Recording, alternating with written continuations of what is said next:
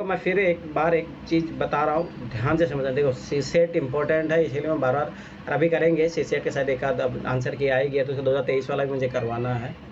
उसका पहले कंपैरिज़न करेंगे एक वीडियो में, और एक वीडियो में फिर वो लगेगा उसमें टाइम। रीजनिंग मैथ का उसमें 2 क्लासेस चाहिए ही, ठीक है।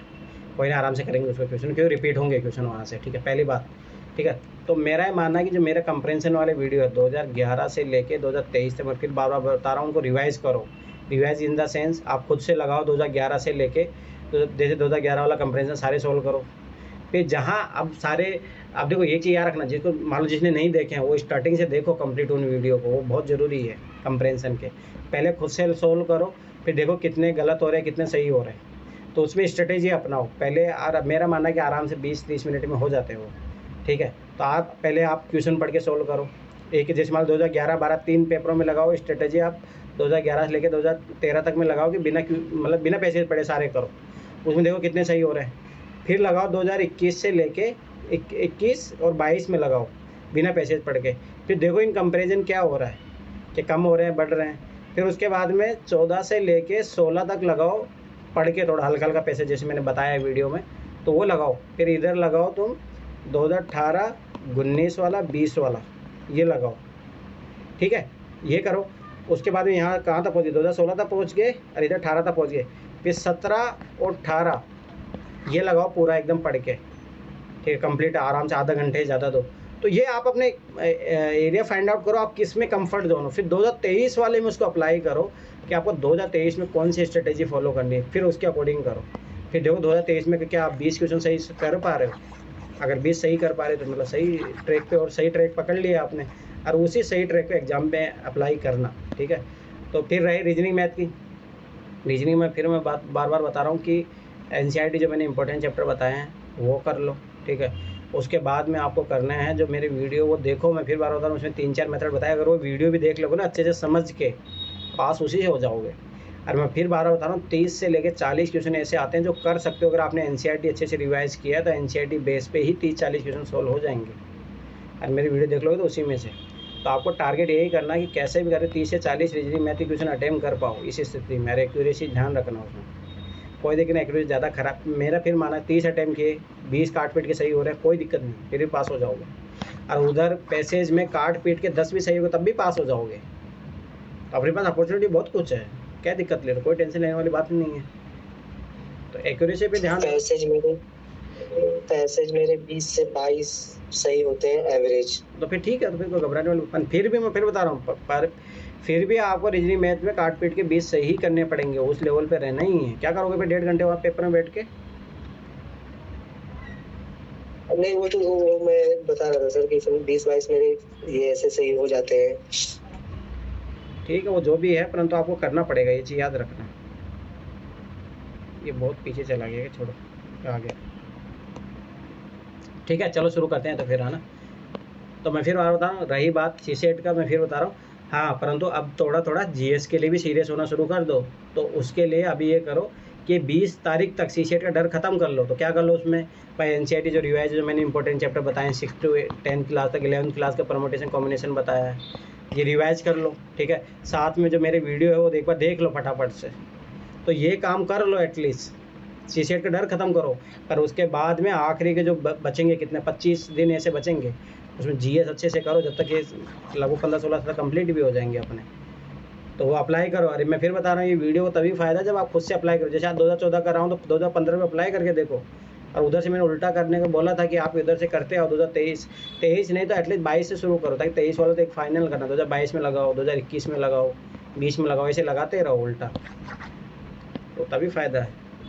चलो ठीक है, आ जाओ, ये आपकी और वापस इंपॉर्टेंट हो जाएगा 2023 के लिए ये क्वेश्चन, ठीक है। मैं फिर बारह बता रहा हूँ, इंपॉर्टेंट है, ठीक है। तो इसमें जितना भी ये इंपॉर्टेंट है, मैं फिर बारह बता रहा हूँ, ये सारी जो दिया है, काबा की खाड़ी, डेड सी कहाँ पे, सब जाके देख लेना। अरे यूपीएससी हमेशा हेल्प करता है, मैं फिर बारह बता रहा हूँ, टर्की किन के मध्य है। मैंने क्या बोला था, देखो 2 ऑप्शन में सेम, देखो फट से आंसर आएगा, 2 ऑप्शन में सेम, इधर किस में सेम, किस में मैच हो रहा है, याद करो। ये सीसेट का ट्रिक, दोनों में कॉमन वो आंसर आएगा। इसमें से कॉमन ये दोनों आ रहा है, इन दोनों में से कॉमन कौन आ रहा है, ये, तो आंसर क्या आएगा, ये आ गया, ठीक है। तो ये ट्रिक है, ध्यान से समझना है। अब देखो ये क्वेश्चन, यही क्वेश्चन आगे 2017 में रिपीट होगा, याद रखना ये चीज़, यही सेम क्वेश्चन। अब देखो दक्षिण पूर्वी एशिया की बात कर रहा है तो ये बनाओ नॉर्थ साउथ ईस्ट वेस्ट, तो ये दक्षिण पूर्वी एशिया यहाँ की बात कर रहा है, दक्षिण से उत्तर की ओर। समझ में आया? ये पैटर्न फॉलो करना अपने को। जाने पर नीचे दी नगरों की सही स्थिति क्रम क्या है। अब ध्यान से देखना, मैंने क्या बोला था, एक चीज़ याद रखना, वो ऐसा करता है कि एक उल्टा पैटर्न देता है। बहुत सारे क्वेश्चन देखो, हो सकता है बहुत सारे में नहीं मिले, कोई इशू नहीं है। देखो देखो इस टाइप क्वेश्चन सोल्व करने, जैसे इसमें फट से आंसर आ गया था, ठीक है। अब इधर देखो मैंने क्या बोला था, ध्यान समझना। जैसे 2 इधर ये है सेम, पर इधर ये भी सेम है, तो ये चीज़ याद रखना, ठीक है। एक तो ये तरीका है कि यहाँ से अपन, वो डिपेंड करता है कि थोड़ा बहुत देखो, थोड़ा बहुत आइडिया हो तो आप कर ही लोगे। बैंकॉक जो थाईलैंड की राजधानी है, ठीक है, थोड़ा बहुत पता होना चाहिए। नहीं भी पता तो कोई दिक्कत नहीं। हनोई जो वियतनाम की है, ठीक है, और जकार्ता इंडोनेशिया की है, ठीक है। सिंगापुर तो खुद एक सिटी है, ठीक है। अब थोड़ा सा भी अगर आइडिया होगा आपको, इंडोनेशिया सबसे नीचे है, यहाँ पे ऐसे है, दो तीन ये आइलैंड पार्ट में टूटा हुआ है, ठीक है। तो सबसे पहले ये आएगा, इतना तो पता है, इंडोनेशिया। तो ये आएगा तो ये ऑटोमेटिक, ये 2 ऑप्शन खत्म हो गए, ठीक है। अब ध्यान से समझना। अब देखो एक चीज़ याद रखना, मैं फिर बता रहा हूँ, ध्यान से समझना। ये लॉजिक कैसे यूपीएससी, मतलब बात है यूपीएससी की नहीं, एग्जामिनर का क्या माइंडसेट रहता है, ध्यान समझना। पहले अपने थोड़ा सा देखो ना, इसलिए बता रहा हूँ, लिटिल बिट नॉलेज आपको बहुत हेल्प करेगा इस एग्ज़ाम में। थोड़ा नॉलेज बहुत ज़रूरी है, क्योंकि इस एग्ज़ाम में आप संपूर्ण नॉलेज नहीं रख सकते। थोड़ा सा नॉलेज आपको बहुत हेल्प करता है। देखो कैसे, देखो ये अपने पता लग गया था कि जो है जकार्ता इंडोनेशिया सबसे नीचे होगा, ठीक है, साउथ में सबसे ज़्यादा ये होगा। अब यूपीएससी सोचो इसको ऑप्शन बना रहा है पहले पे, तो वो थोड़ा बहुत कंफ्यूज करना चाह रहा है बच्चों को, ध्यान समझ रहा। इसका मतलब है कि सेकंड पे तो ये जरूर आएगा, अगर पहले पे नहीं आया तो, पहले पे नहीं आया सेकंड पे जरूर आएगा, तो आंसर आ गया अपना, बस ये है हेल्पिंग पॉइंट। मैं फिर बार बताऊँ, ध्यान से समझना ये चीज़, समझ में आया? क्योंकि उसने पहले पे बना रहा है, तो पहले पे अपने थोड़ा सा नॉलेज लगाया कि इंडोनेशिया है, क्योंकि अपना पता थोड़ा बहुत, वर्ल्ड में आपको थोड़ा बहुत आइडिया है अपने पास। परंतु जब यूपीएससी ने पहला ऑप्शन बनाया, इसका मतलब है कि दूसरा तो जरूर होगा, पहला नहीं है तो, और नहीं है तो फिर यही आंसर आ गया, बस तो सोचना ही नहीं है, ठीक है। एक चीज़ ये, दूसरी बात मैंने क्या बोला था ना, वो हमेशा उल्टा देता है। जैसे 1 2 है तो 2 1, तो ये चीज़ उल्टा भी पकड़ना, तो 2 ऑप्शन तो ऐसे कट जाएंगे, आंसर ये भी आ जाएगा। तो इसमें बहुत सारे लॉजिक होते हैं, मैं फिर बारह बता रहा हूँ। ये आप कैसे, जैसे मान लो देखो, ये इसमें लग गया, फट से लग गया, इसमें लग गया, आपको ये अप्लाई करके देखना है। ऐसे नहीं मेरे से अप्लाई हो रहा, आप लोग खुद नहीं अप्लाई करोगे तब तक नहीं होगा। मैं फिर बता रहा हूँ, प्रैक्टिस में एकदम परफेक्ट, और कोई चीज़ नहीं है इस दुनिया में। आपको ऐसा लग रहा हो बहुत अच्छा है, बहुत अच्छा है, पर तो हाँ एग्जाम में नहीं अप्लाई होता है। मैं फिर बारह बता रहा हूँ, अगर मैं अभी मान लो मैं आप लोगों को करवा रहा हूँ, अगर मैं खुद एग्जाम में अप्लाई कर दूँ तो मेरा 100 क्या 100-150 नंबर आने लग जाए, पर डिपेंड है कि अप्लाई नहीं हो पाता है। पर यही मैं फिर बारह बता रहा हूँ, मान लो मैं 100 चीज़ें सिखा रहा हूँ, आप उसमें 60 से 70% लगा लेना, एग्जाम क्रॉस कर जाओगे। और वो तभी आएगा जब प्रैक्टिस से करोगे आप। अब ध्यान से देखना, सही उत्तर चुनना है, तो 1 2 3 4 नए पैटर्न के अकॉर्डिंग। आपने को पता है कि एप्लीकेशन वाला क्वेश्चन है नहीं, पॉलिसी वाला क्वेश्चन है नहीं, चारों सही होंगे नहीं। ये मैं फिर बता रहा हूँ, इस जो नया पैटर्न इसके अकॉर्डिंग ये माइंडसेट फिक्स करो अपना। और वो 2023 का मैंने छुट्टी दिया था, उस दिन एनालाइज किया किसी ने? कुछ ही नहीं किया तुम लोगों ने। मैं फिर बारह बता, जाके उस पेपर का एनालाइज करो, उसको ऑप्शन पे कितने 3 स्टेटमेंट वाले कितने सही हो रहे हैं, 4 स्टेटमेंट वाले कितने सही हो रहे हैं, कि किस में क्या लॉजिक लग रहा है, वो जाके देखो, वो बहुत इंपॉर्टेंट है, ठीक है। अब ध्यान से समझना, वैज्ञानिक दृष्टिकोण यह है कि विश्व तापमान पूर्व औद्योगिक स्तर से 2 डिग्री सेल्सियस से अधिक नहीं बढ़ना चाहिए। ये एक नेसेसरी कंडीशन है, अगर इससे बियॉन्ड कोई चीज़ें होगी तो बहुत ख़राब होगा।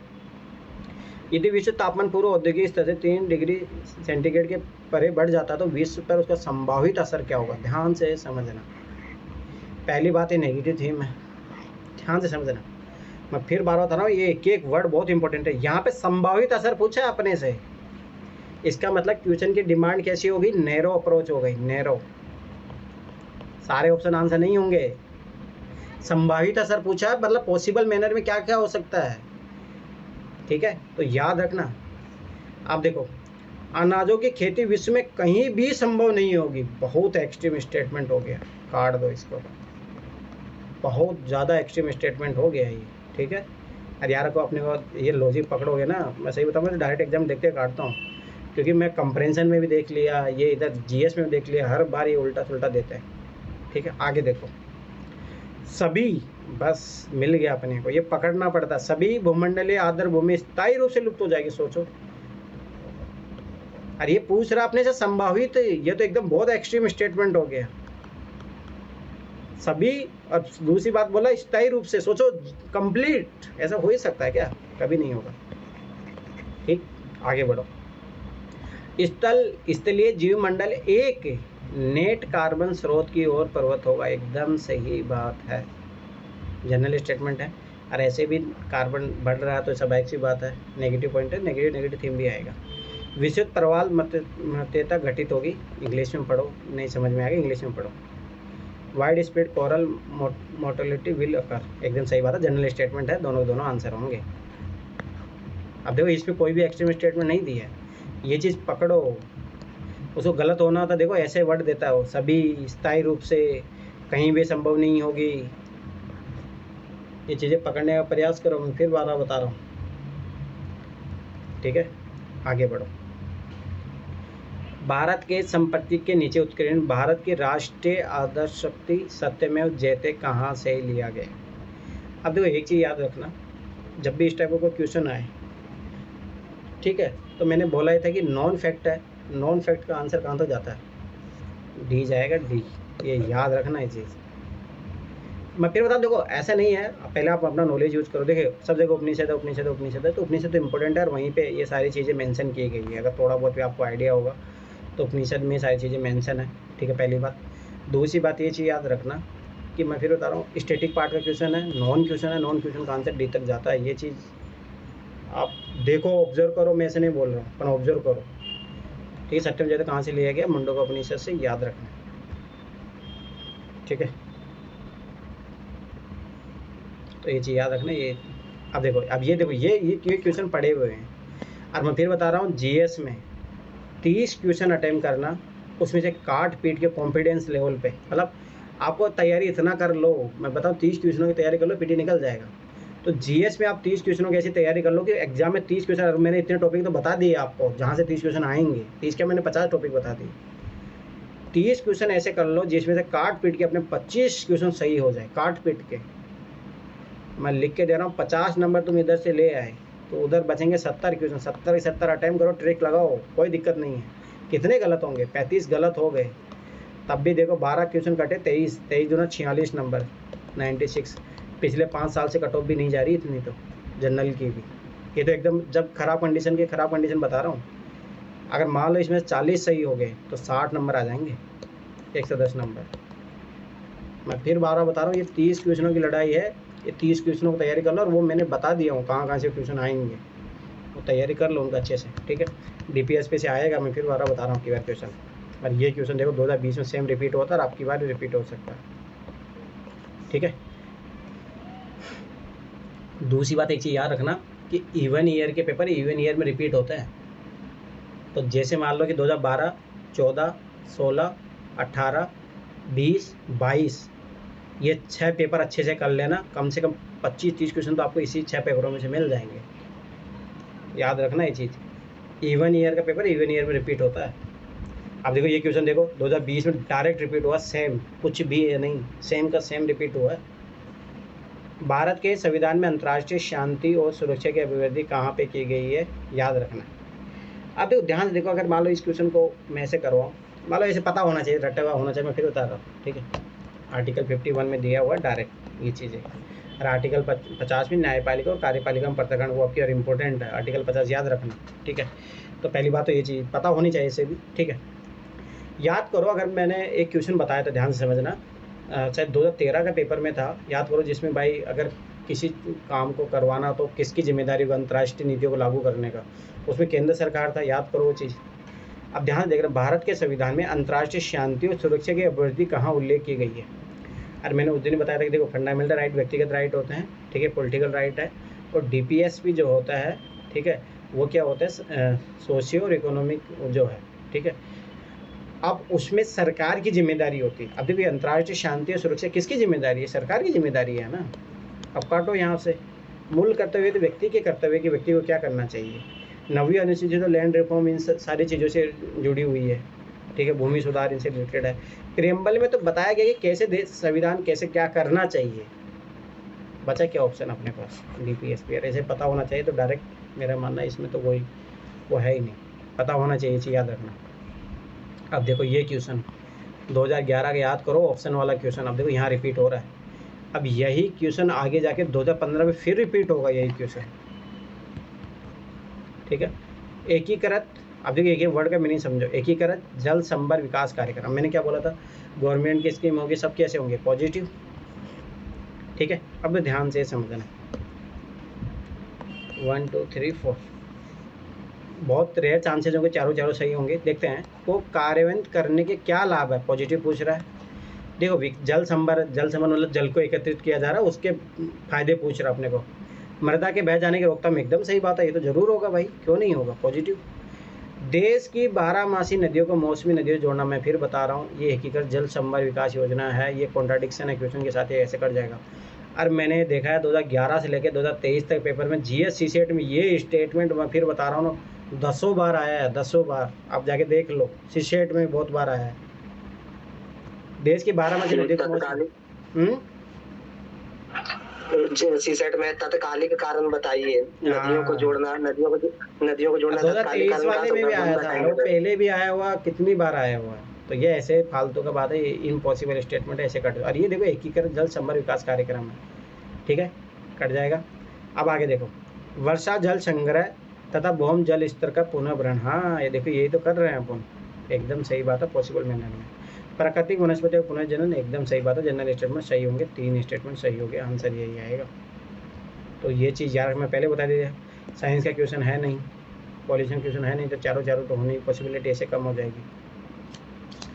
तो ये चीज़ें याद रखो, मैं फिर बार बता रहा हूँ। अब देखो ये क्वेश्चन आगे जाके फिर 2015 में यही क्वेश्चन रिपीट होगा, और अब की बार भी आ सकता है, ठीक है, ध्यान से देखो।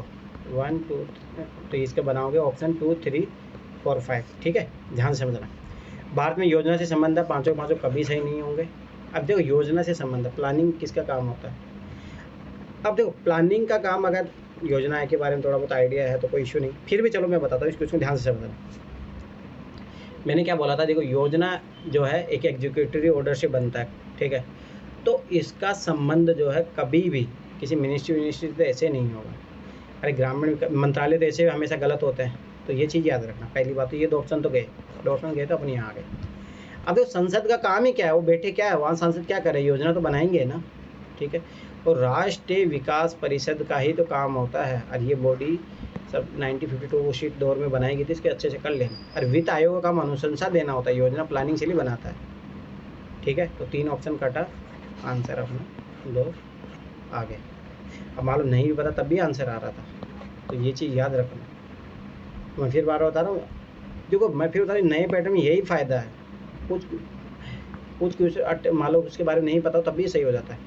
अब देखो मंत्रिमंडलीय सचिवालय के क्या कार्य हैं, सारे के सारे कार्य तो कर नहीं पाएगा, तो मतलब सब एक सी बात है, क्वेश्चन की डिमांड स्पेसिफिक होगी, सारे काम से नहीं कर पाएगा। मंत्रिमंडलीय बैठकों के लिए कार्यसूची तैयार करना, एकदम सही बात है। मंत्रिमंडलीय समितियों के लिए सचिवालय सहायता, एकदम सही बात है, कोई बात कर सकता नहीं। तो ब्यूरोक्रेट क्या काम करते हैं, ये तो सचिवालय याद रखना, सचिवालय ब्यूरोक्रेट का, यहाँ IAS अधिकारी बैठते हैं सब। मंत्रालय को वित्तीय संसाधनों का आवंटन करना, फिर ये बताओ फाइनेंस मिनिस्ट्री क्या करेगी, वित्त मंत्रालय क्या काम करने लगा, ये कब से धन बांटने लगे। और मैंने कितनी बार बोला है, धन पे नियंत्रण किसका, संसद, याद रखना ये चीज़, ना कि कोई ब्यूरोक्रेट अधिकारी नहीं। 2 स्टेटमेंट सही, याद रखो ये चीज़, छोटी छोटी चीज़ें है ना, पकड़ के रखो। अब ये क्वेश्चन का ना बहुत सारी कोचिंग वालों ने गलत करा के रखा है इसको। अब मैं देखो मैं लॉजिक बताता हूँ, कभी भी नहीं फंसोगे। कॉन्स्टिट्यूशन सरकार, मैं फिर 12 बता रहा हूँ, ये क्वेश्चन देखो हर बार आता है, हर बार। अब देखो 2014 में आया, ये फिर आपको मिलेगा 2017 में, फिर मिलेगा आपको 2020 में, फिर मिलेगा 21 में, फिर मिलेगा 23 में ये हर बार ही आता है, फिक्स है क्वेश्चन कॉन्स्टिट्यूशन गवर्नमेंट। अब तो ध्यान से समझना, संवैधानिक सरकार का मतलब ये होता है, कॉन्स्टिट्यूशन गवर्नमेंट का मतलब ये होता है जो अपना कॉन्स्टिट्यूशन है उसके अकॉर्डिंग चले कोई सरकार। ध्यान समझना, जैसे इंदिरा गांधी थी, उस टाइम लोगों के फंडामेंटल राइट उसने छीन लिए थे, तो वो कॉन्स्टिट्यूशनल गवर्नमेंट नहीं कह सकते उसको, ठीक है। कॉन्स्टिट्यूशनल गवर्नमेंट वही होती है जो सीमाओं, मतलब एक संविधान की सीमाओं से परिबद्ध हो। याद करो आपके पास जो क्वेश्चन आया था वही, उसका आंसर यही था। तो पहली बात याद रखना, तो कॉन्स्टिट्यूशनल गवर्नमेंट वो होगी जो लोगों के हित के लिए राज्य पर प्रतिबंध लगाती है, ना कि लोगों पर प्रतिबंध लगाती है। बस यही इस स्टेटमेंट में पकड़ना था आपको। अब देखो, जो राज्य की सत्ता के हित में व्यक्ति की स्वतंत्रता पर प्रभावकारी प्रतिबंध लगाते हैं। अब देखो, ये पॉजिटिव कॉन्सेप्ट है, ये नेगेटिव है, ये तो कभी आंसर नहीं बनेगा, काटो, ठीक है। अब देखो मैंने क्या बोला, हमेशा एक चीज़ याद रखना। अब देखो इन दोनों स्टेटमेंट को पढ़ो, ये कॉन्ट्राडिक्शन है। अब जब भी दो स्टेटमेंट में कॉन्ट्राडिक्शन होता है तो मैंने क्या बोला, दोनों में से एक जरूर सही होगा। जब ये गलत है ये सही होगा ही। अब देखो, जो व्यक्ति की स्वतंत्रता के हित में राज्य की सत्ता पर प्रभावकारी प्रतिबंध लगाता है, एकदम सही बात है। देखो फंडामेंटल राइट जो होते हैं वो राज्य पे कंट्रोल करते हैं, याद रखना। फंडामेंटल राइट इसीलिए जस्टिसेबल रखे गए हैं, न्याय योग्य है, ये चीज़ हमेशा याद रखो। अगर सोचो कोई व्यक्ति की स्वतंत्रता पर प्रतिबंध लगा रहा है तो आर्टिकल 19 का उल्लंघन हो जाएगा, ये तो आर्टिकल 21 का उल्लंघन हो जाएगा। ये तो नेगेटिव हो ना, ये पॉजिटिव है, ये तो फंडामेंटल राइट की एकदम अकॉर्डिंग। तो छोटे छोटे कॉन्सेप्ट याद रखना, ये हमेशा आते हैं ये क्वेश्चन, ठीक है। अभी देखो ये क्वेश्चन कितनी बार आया, ये क्वेश्चन ध्यान से समझो। कौन किसी राज्य के राज्यपाल को दी विवेकाधीन शक्तियाँ? अब देखो मैं फिर बता रहा हूँ, स्पेसिफिक डिमांड है, सारे के सारे सही नहीं होंगे, 4 तो कट गए। इसे समझो कौन सा क्वेश्चन कैसा है। विवेकाधीन शक्तियाँ है तो इसका मतलब है उसके पास और कौन सी शक्तियाँ होती है, ये माइंड में होना चाहिए। अब इतना पढ़ के रखो, एक विवेकाधीन शक्तियाँ होती है, ठीक है, एक होती है कॉन्स्टिट्यूशनल संवैधानिक, जो उसके संविधान के अकॉर्डिंग करना पड़ता है। अब ध्यान से समझना, अब मैंने क्या बोला। अब देखिए कभी कोई जरूरी नहीं कि आपको हर इन्फॉर्मेशन एकदम क्लियर हो, परंतु बेसिक्स हमेशा पता होना चाहिए आपको। कभी कोई क्वेश्चन सोल्व कर रहे हो तो बेसिक जरूर पता हो। अब इतना भी आइडिया है कि विवेकाधीन शक्तियाँ है, अरे कुछ कॉन्स्टिट्यूशनल जो है वो भी होता है। अब आपको ये सोचना है कि कॉन्स्टिट्यूशनल तो भाई जो संविधान में जो लिखा होगा उसी के अकॉर्डिंग राज्यपाल को करना पड़ेगा। विवेकाधीन का मतलब उसके जो उस पर छोड़ दिया जाता है कि हाँ आप कर लो। अब ध्यान समझना, कॉन्स्टिट्यूशनल जो होगा हमेशा वो इंपॉर्टेंट चीज़ होगी, वो उस पर नहीं छोड़ेंगे उसके विवेकाधिकार पे।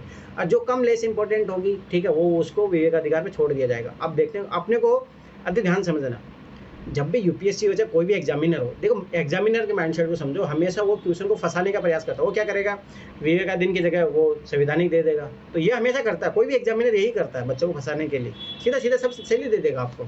तो बस अब आपको यही पकड़ना कि कौन सा संवैधानिक है, कौन सा विवेकाधीन है, बस। अब ध्यान से समझना, ये पढ़ो, मंत्रियों को नियुक्त करना, मुझे बताओ ये, अब खुद एक लॉजिक लगाओ कि क्या राज्यपाल अपने अनुसार व्यक्तियों को, मंत्रियों को चुन सकता है? नो, कभी कभी मैंने कितनी बार बोला, डेमोक्रेसी में जनता के द्वारा जो चुने गए प्रतिनिधि, उन्हीं के पास ही पावर होती है। तो मुख्यमंत्री को है ना भाई, किसको मुझे मंत्री बनाना है, ठीक है। तो मंत्री को नियुक्त करना ये तो संवैधानिक है, कॉन्स्टिट्यूशनल है, तो ये तो नहीं आएगा आंसर में, ठीक है। ये संवैधानिक है, कॉन्स्टिट्यूशनल है। अब देखो, राज्य सरकार के कार्य संचालन के लिए नियम बनाना, मुझे बता, अगर राज्यपाल की विवेकाधीन चलेगी और पता लगा तो वो तो एकदम भाई मान लो कि आरएसएस माइंडसेट का या मान लो अलकायदा माइंडसेट का, तो अपने अनुसार वो बना देगा। ये तो गलत है ना, इसे मान लो उसके विवेक में नहीं छोड़ेंगे ना ये चीज़। ये तो भाई समाजवाद संविधान में लिखा है, उसी के अकॉर्डिंग करो तुम, तो ये भी कॉन्स्टिट्यूशन है। तो गया काम, 2 स्टेटमेंट हमेशा याद रखना, ये चीज़ें होती है। अब देखो, जो उसको विवेकाधिकार दिए गए वो कौन से हैं? भारत के राष्ट्रपति को राष्ट्रपति शासन अधिरोपित करने के लिए रिपोर्ट भेजना। हाँ, अब ये इस पे डिपेंड करता है, इसके विवेक पे, कि मैं ये चीज़ भेजूँ या राष्ट्रपति को नहीं भेजूँ। समझ में आया? तो ये विवेकाधिकार वाली बात आ गई। राज्य विधानमंडल द्वारा पारित कतिपय विधेयक को भारत के राष्ट्रपति के लिए आरक्षित करना, ये दोनों एक ही बात है। ये संपूरक स्टेटमेंट है, याद रखना। मतलब ये स्टेटमेंट अगर सही है तो ये भी सही होगा, और ये विवेकाधीन है तो ये भी विवेकाधीन ही होगा, याद रखना एक चीज़, ठीक है। तो 2 ही विवेकाधीन है। समझ में आया? देखो कैसे वो कॉन्स्टिट्यूशनल देके बच्चों को कंफ्यूज करता है, ये हमेशा होता है, कोई भी एग्जामिनर का माइंडसेट यही होता है, तो ये चीज़ याद रखना। अब देखो, ये तो मैं कितनी बार आप लोगों को बता दिया, किसी अर्थव्यवस्था में यदि ब्याज की दर को घटाया जाता है तो बस वही सोचो। आप देखो ध्यान समझना, इधर आरबीआई, इधर बैंक है, इधर जनता है, ठीक है। आरबीआई ने रेपो दर घटा दिया तो बैंक क्या होंगे, ज़्यादा से ज़्यादा यहाँ से ऋण लेके आएंगे, ज़्यादा से ज़्यादा लोगों को बांटेंगे, बस। अब इतना समझ लो। अब यहाँ पे जनता के पास पैसा आएगा, मान लो कि कॉर्पोरेट निकाय जो बैठे रहते हैं, बड़े बड़े बिजनेसमैन बैठे रहते हैं, कब बैंक रेट कम हो, बैंक रेट जैसे कम होगी वो बड़ी बड़ी अपनी कंपनियाँ इन्वेस्टमेंट कर देंगे, तो ये क्या होगा, आउटसोर्सिंग जो है इन्वेस्टमेंट वे है जो बढ़ेगा। अब ध्यान से देखना, देखो मैंने क्या बोला था, देखो क्वेश्चन जो है वो सिमिलर दिया रहता है, इस टाइप के क्वेश्चनों में सिमिलर पकड़ो। अब देखो ऐसे एक तो कॉन्सेप्ट के भी आप पे कर सकते हैं, आपको वो भी दिमाग लगाएंगे। अब देखो ये तो एकदम अलग जा रहा है, छोड़ दो। सरकार के कर संग्रह को बढ़ाएगा, ये बाद में होगा, ये चीज़ समझ में आना। पहले तो भाई इन्वेस्टमेंट बढ़ेगा, फिर कंपनी लगेगी, फिर वहाँ पे एम्प्लॉयमेंट जनरेट होगा, फिर उसके बाद में सारी चीज़ें होगी ना, उससे पहले से ही होगी, तो बहुत बाद की बात है। तो ये तो अभी पहले नहीं होगा, ठीक है। अब देखो अर्थव्यवस्था में उपभोग व्यय घट जाएगा। अरे क्या बात कर रहे हो, लोगों के पास पैसे आएंगे तो ज़्यादा उपभोग व्यय बढ़ेगा ना, ये तो गलत बात है। घटेगा तो ये तो गलत बात है, ठीक है। अर्थव्यवस्था में निवेश व्यय का बढ़ेगा, ठीक है। अब एक ये बचा है, अर्थव्यवस्था में कुल बचत को बढ़ाएगा। अरे नहीं, याद रखना, जब बैंक दर ज़्यादा हो जाती है, ध्यान से समझना इस लॉजिक को, बैंक दर जब ज़्यादा हो जाती है तो क्या करता है, अब देखो ध्यान समझना। अब आरबीआई क्या कर रहा है कि बैंक जिस मतलब रेपो रेट है उसको बढ़ा रहा है। अब बढ़ा रहा तो बैंकों के पास क्या होगा, जो मुद्रा की कमी होगी। अब मुद्रा कमी हो तो लोग क्या करेंगे, वो एफडी पे भी अपनी दर बढ़ा देगा, तो एफडी पे लोग उल्टा ज़्यादा जाके जमा करने लग जाएंगे, तो उल्टा ये तो गलत है ना, ये कॉन्सेप्ट तो उल्टा है। बाहर अर्थव्यवस्था में निवेश व्यय को बढ़ाएगा, तो मैंने बोला था जहाँ पे लोगों के पास, बिजनेसमैन के पास पैसे आएगा, लोगों के पास आएगा, लोन सस्ता हो जाएगा, लोन सस्ता हो जाएगा, लोग क्या करेंगे, इन्वेस्ट करेंगे ना। और मैं फिर बता रहा हूँ, ये जो सारे क्वेश्चन है ना, एक सीक्वेंस में कर लो, कम से कम यानी इकोनॉमी के 5 क्वेश्चन तो आप पीवाईक्यू बेस से कर सकते हो, 5 क्वेश्चन मैं फिर बता रहा हूँ। और यही सेम क्वेश्चन रिपीट होते रहते हैं हर साल, लॉजिक वही है, बार बार ये चीज़ देखो, वेरी वेरी इंपॉर्टेंट लगा लो। अब की बार आएगा, मैं फिर बता रहा हूँ, प्राइम मिनिस्टर, इनसे रिलेटेड जितने भी क्वेश्चन है वो आएंगे अब की बार। अब ध्यान से समझना, मैंने क्या बोला था, वो राष्ट्रपति की जगह प्रधानमंत्री को रिप्लेस करता है, प्रधानमंत्री की जगह राष्ट्रपति को, ये सब चीज़ें याद रखो माइंड में। अब देखो दूसरी बात मैंने क्या बोलती है, इस टाइप के क्वेश्चनों में दो स्टेटमेंट दोनों बहुत रेयर चांसेस होंगे, अगर फैक्चुअल है दोनों सही कभी नहीं होंगे, ठीक है। दोनों कभी गलत होने के चांसेस जब भी होंगे जब एक्सट्रीम वर्ड दिया हो, एक तो सही होने प्रोबेबिलिटी रहती है। अब देखते हैं, पढ़ते हैं इसको। राष्ट्रपति जो है भारत सरकार का कार्य अधिक सुविधापूर्वक किए जाने के लिए और मंत्रिमुक्त कार्य के आवंटन के लिए नियम बनाएगा। एकदम जनरल स्टेटमेंट है, कोई भी वो नहीं है। अब आप यहाँ बस ये राष्ट्रपति ये इफेक्ट है, और तो सब जनरल स्टेटमेंट है। भारत सरकार से पाकिस्तान सरकार तो आएगी नहीं, और तो कोई है नहीं, ठीक है। अब सोचो राष्ट्रपति की जगह कौन कर सकता है काम, राष्ट्रपति सुप्रीम, और वही सबाई सी बात है कि हाँ भारत सरकार कार्य अधिक सुविधापूर्वक, एकदम जनरल स्टेटमेंट बोल रहा है। तो ये इस स्टेटमेंट की गलत करने का पॉसिबिलिटी, मतलब अपन इसको गलत करने में थोड़ा नहीं कर पाओगे आप। राष्ट्रपति की जगह क्या सोचोगे, राज्यपाल करेगा क्या, भारत सरकार को मतलब ही नहीं है, प्रधानमंत्री इसीलिए करता है काम।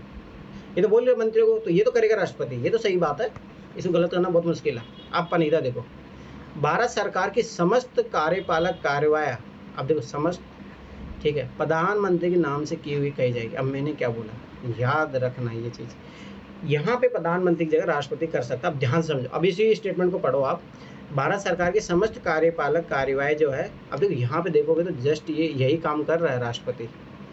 अब देखो जैसे मान लो कोई एक्ट बनता है तो उसमें प्रेसिडेंट का सिग्नेचर होता है, तभी उसके बाद में कोई एक्ट बनता है। तो वो जो एग्जीक्यूटिव के द्वारा जो भी कोई कार्रवाई की जा रही है वो राष्ट्रपति के नाम से की जाती है ना, कभी भी देख लेना। जैसे 370 होगा ना तो उसमें देखना राष्ट्रपति का सिग्नेचर रहेगा, कोई बिल बनेगा उस पर सिग्नेचर रहेगा, प्रधानमंत्री नहीं। तो मैंने बोला था एक फैक्ट जरूर गलत होगा, एक सही होगा, आंसर अपना आ गया। तो ये बार बार समझो, ये चीज़ें याद रखना। अब देखो अविश्वास प्रस्ताव, ये मैंने कितनी बार बोला है, अविश्वास प्रस्ताव कहाँ लाएंगे, लोकसभा में आएगा, ठीक है। तो ये चीज़ हमेशा याद रखना, क्यों लाया जाता है, क्योंकि सभा जनता के प्रतिनिधि वहीं चुन के भेजे जाते हैं, राज्यसभा में तो भेजते जाता नहीं है, हमेशा ये चीज़ याद रखो, ठीक है। भारत में अविश्वास प्रस्ताव के बारे में अब ध्यान समझना, भारत के संविधान में किसी अविश्वास प्रस्ताव का उल्लेख नहीं है। मैंने कितनी बार बोला, अगर ये लिखा होता संविधान में ये विश्वास प्रस्ताव को दिया गया तो वो हमेशा गलत स्टेटमेंट होता है, परंतु इसने देखो गलत को सही करना होता तो क्या बना लगा दिया इसने, नोट, तो ये सही हो गया, याद रखना ये चीज़। अब इसको गलत मत कर, मैंने क्या ट्रिक बताया था कि भारत के संविधान परिभाषित करता है, भारत के संविधान में ये उल्लेख किया गया, ये है वो है, तो वो गलत होता है। पर इसमें क्या बोल दिया इसने कि भारत के संविधान में ये नहीं दिया गया, तो ये क्या होगा, ये उल्टा सही होगा, याद रखना ये चीज़। और ऐसे भी अविश्वास प्रस्ताव याद रखना लोकसभा के नियमों में है, रूल्स में बना हुआ है, ना कि संविधान में उल्लेख नहीं है कहीं भी इसका। तो ये स्टेटमेंट सही है। अब आगे पढ़ो, अविश्वास प्रस्ताव केवल लोकसभा में ही पुनः स्थापित किया जा सकता है। मैंने कितनी बार बोला, जब केवल लगा दिए तो गलत मत काट देना पॉलिटी में खास तौर से। और मैंने कितनी बार बोला लोकसभा में तो लाया जाता है, क्यों, लोकसभा में तो जनता के द्वारा प्रतिनिधि चुने हुए भेजे जाते हैं, किया जा सकता है। तो स्टेटमेंट को नॉर्मल कर दिया, तो दोनों बात सही है, दोनों सही स्टेटमेंट है। तो ये चीज़ याद रखना, गलत मत कर देना। मैं फिर बता, आधा अधूरा नॉलेज मत लेके जाना। मैंने ट्रिक क्या बताई थी, संविधान में दिया ये गलत होता है, ना कि ऐसा नहीं है। तो ये चीज़ याद रखना। अब इसके बारे में किसी ने मेरे से कोई डाउट पूछा था, अब देखो ध्यान से समझना इस क्वेश्चन को, मेरा तो कोई डाउट होना नहीं चाहिए पर फिर भी ठीक है। देखो ध्यान समझना इसमें कैसे गलत हुआ क्या सही हुआ है, देखो ध्यान से समझना। 1 2 3, अब देखो सही पूछा है। अब देखो नीम के पेड़ के संदर्भ में, नीम अपन जानते हैं औषधीय गुण होते हैं, पॉजिटिव है, पॉजिटिव थ्योरी में क्वेश्चन की। अब एक चीज़ देख के जाओ, नीम एक चीज़ रखना, जैव है, कार्बनिक तो है नहीं, पहली बात। अब आगे देखो ध्यान समझना, नीम के तेल का अनुप्रयोग औषधीय उद्योग में होता है। अरे भाई कितने सालों से होता है, जनरल स्टेटमेंट है, सही होगा, कोई गलत होने की पॉसिबिलिटी है नहीं। और मैंने कितने बोला, कोई साइंस के क्वेश्चन है नहीं, तीनों सही होने की प्रोबेबिलिटी बहुत कम रहती है। अरे को नन ऑफ अब ठीक है, तीनों गलत होने की प्रोबेबिलिटी कम, ये तो यहाँ से पता लग गया। अब आगे देखो, कुछ सम वर्ड सही होंगे, कोई एक्स्ट्रीम वर्ड नहीं दिया हो, तब आगे पढ़ो। कुछ जाति के कीटों और भरूथियों के प्रचुरोधन के नियंत्रित करने के लिए नीम के तेल का प्रयोग कीटनाशक के रूप में किया जा सकता है, एकदम सही बात है। और इन दोनों स्टेटमेंट को साथ में मिला के पढ़ोगे तो एक ही बात है, संपूरक, तो दोनों साथ में जरूर आएंगे, दोनों आगे। अब आंसर तो ऐसे तो आगे दो, पर ये पढ़ते ये क्यों गलत, अब ध्यान से समझना। नीम के बीजों का प्रयोग करता है, ठीक है, जैव ईंधन, अच्छा। और अब मैंने कितनी बार बोला है, जबरदस्ती अब ये कुछ और एक्स्ट्रा जोड़ रहा है। पहली बात तो जैव ईंधन में, ठीक है, आगे बढ़ो। जैव ईंधन और अस्पताल अपमार्जकों का निर्माण करने में होता है, अच्छा, गलत बात। अपमार्जक तो यार डिटर्जेंट होते हैं, वो सिंथेटिक बनते हैं, संश्लेषित माध्यम से बनते हैं, ये गलत बात है। अपमार्जक याद रखना, डिटर्जेंट ये तो संश्लेषित बनते हैं, ना कि नेचुरल रहते हैं, ठीक है, तो ये चीज़ याद रखना। अब आगे बढ़ो। अब देखो मैं फिर बता रहा हूँ, देखो ओडी यून वाला भी खेल सकते हो, ये दोनों सेम बात कर रहा है, ये एकदम पता नहीं कहाँ की बात ला रहा है, ठीक है। अब आ जाओ इस क्वेश्चन में, ध्यान से लगे, मैं फिर तो ये सिंगल स्टेटमेंट में कभी गलत नहीं हूँ। अरे जाके 2023 वाले पेपर में देखो उसमें किसका आंसर क्या है, ये काम तो कर लो, एटलीस्ट एक पेपर में तो काम कर लो, ठीक है। अब ध्यान से समझो इधर, देखो कुछ ना कुछ तो दिया होगा वो, ठीक है। पहले अपन पढ़ते हैं ध्यान से, यहाँ से कौन सा एक प्रक्रम प्रकाश संश्लेषण में सम्मिलित। अब देखो कितनी बार ये क्वेश्चन रिपीट हो चुका है, 2014 का पेपर है, चौथा पेपर कर रहे हैं, चौथी बार आ चुका है प्रकाश संश्लेषण के बारे में, ये चीज़ हमेशा याद रखना।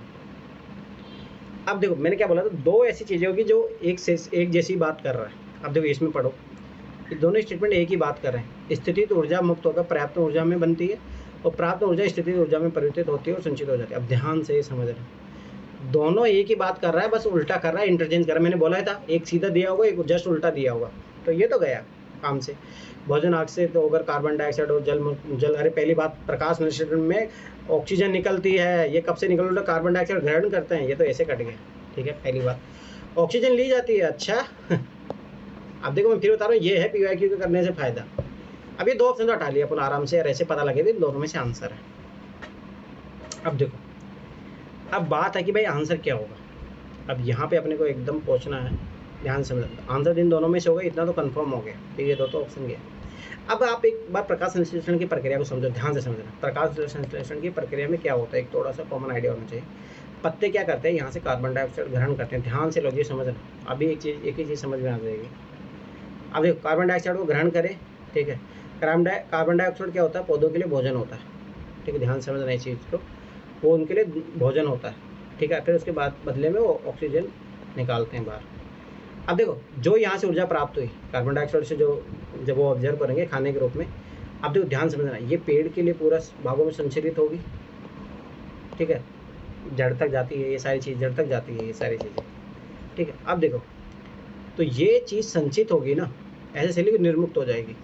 अब ये क्या बोला, स्थिति ऊर्जा मुक्त होगा, मुक्त हो सेल होती है, गलत बात, उल्टा ये जड़ों में जाके संचित होती है कार्बन डाइऑक्साइड, वो इसलिए भोजन है, भोजन, अरे खुद ही सोचना, अपन जब खाना खाते हैं खाना पूरा बॉडी में जाता है ना, एब्जॉर्ब होता है, वो संचित होता है। प्राप्त ऊर्जा संचित ऊर्जा में स्थितित ऊर्जा में प्राप्त होती है, ये आंसर ये आएगा। अब देखो मैं फिर बार बता रहा हूँ, थोड़ा सा कॉमन सेंस लगा के रखो, और थोड़ा बहुत ऐसा भी नहीं है, थोड़ा बहुत बेसिक पढ़ के भी रखो, कैसा प्रकार, ये भी नहीं पता प्रकाश संश्लेषण में, एटलीस्ट PYQ पे तो काम करके रखो।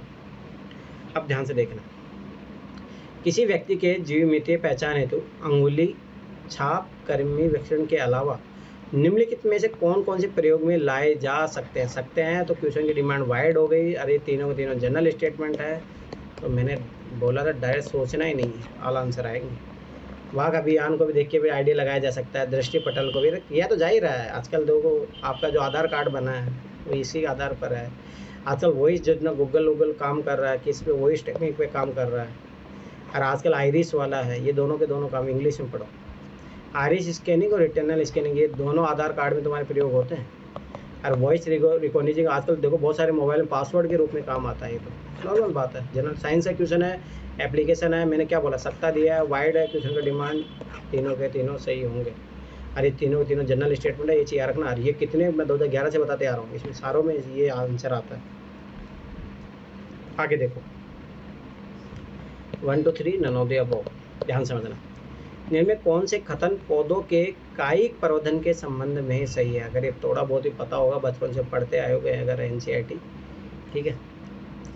कायिक प्रवर्धन मतलब होता है कि जिसे किसी दूसरी चीज़ को काट के बनाया जा सकता हो। जैसे मैं एक चीज़ बताता हूँ, अगर राजस्थान से संबंधित होगा, फिर जानते हो सरजीने का पेड़ जो राजस्थान में होता है, उसकी टहनी काट के आराम से लग जाती है, ठीक है।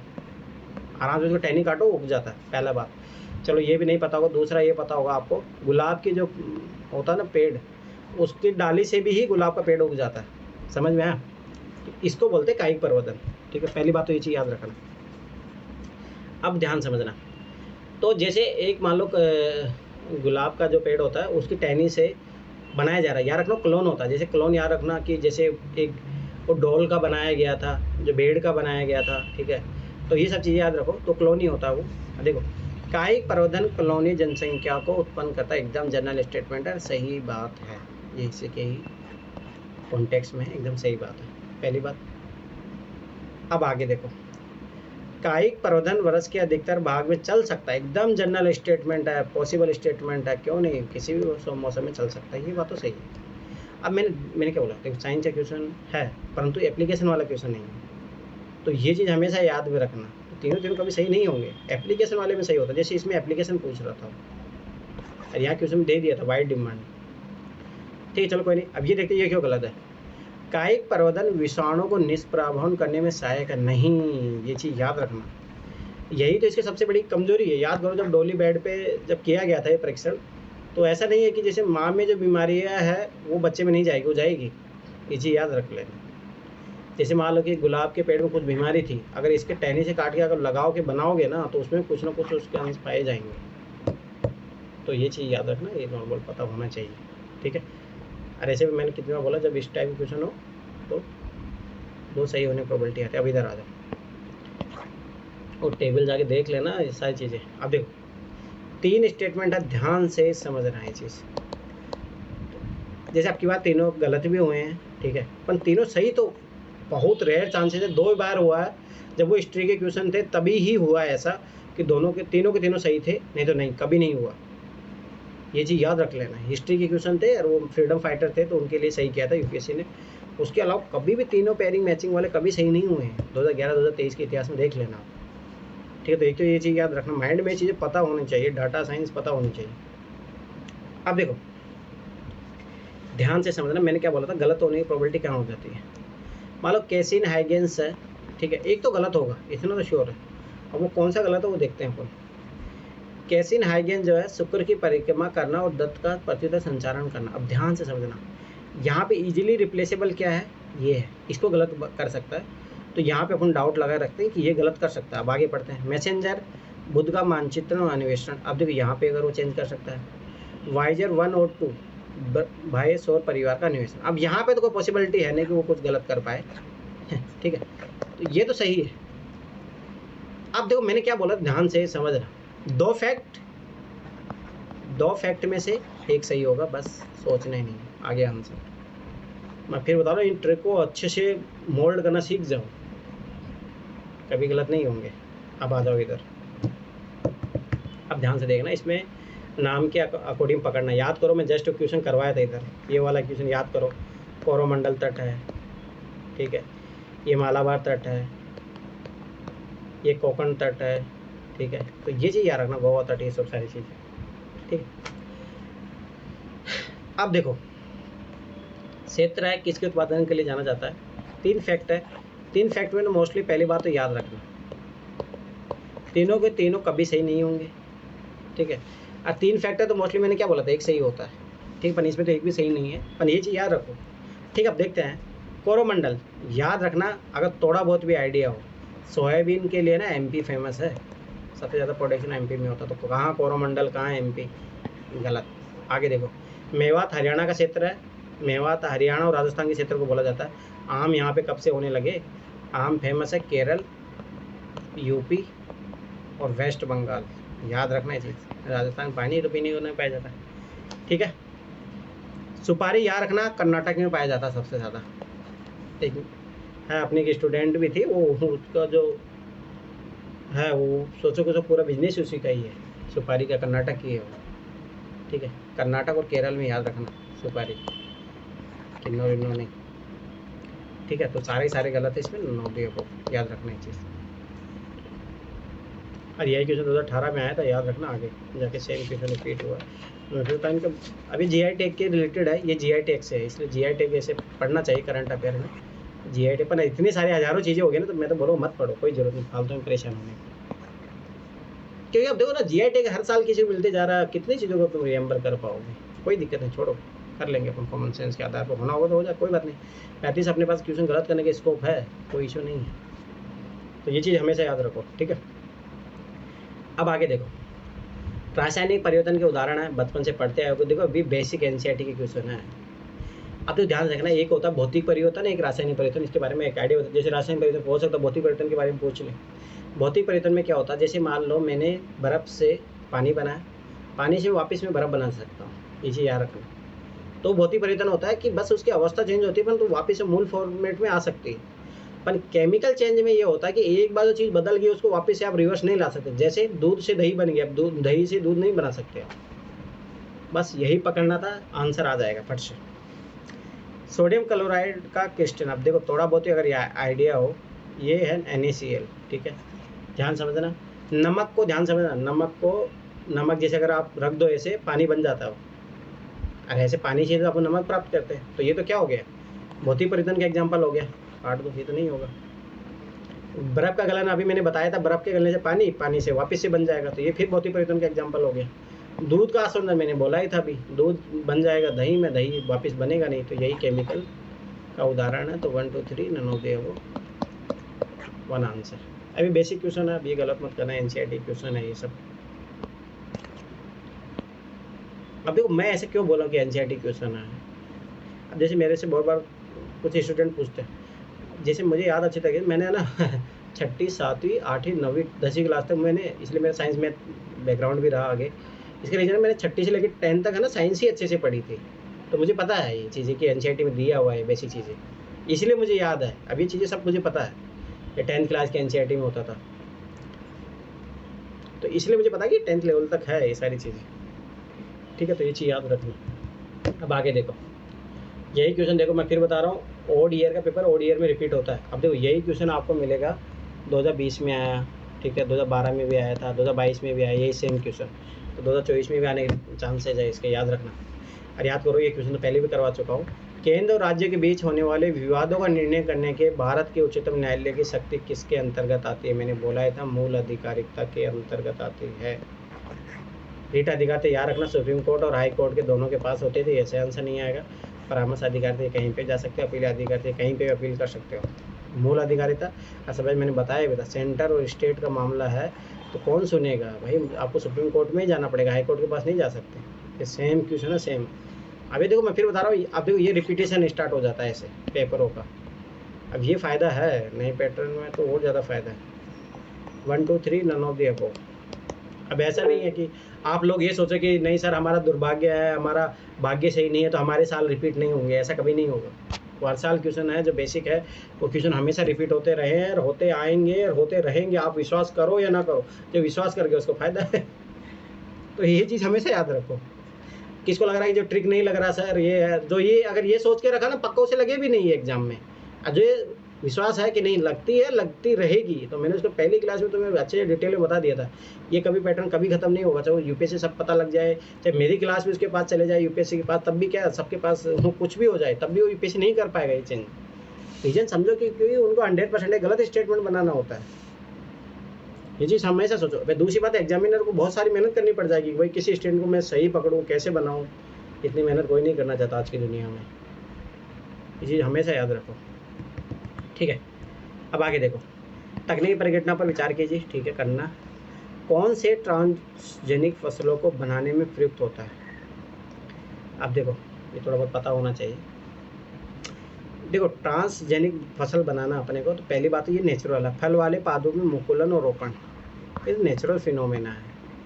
अब मैंने बोला था ना ओडियन वाला कॉन्सेप्ट याद रखना। देखो, budding and grafting in fruit plants, ठीक है। अब देखो, ये एक नेचुरल फिनोमेना हो गया। कोशिका द्रव्य नर बन देता है और जीन नर देता है। अब ये देखो, ये अलग ही सब्जेक्ट हो गई, ये आर्टिफिशियल चीज़ें हैं और यही आएगा।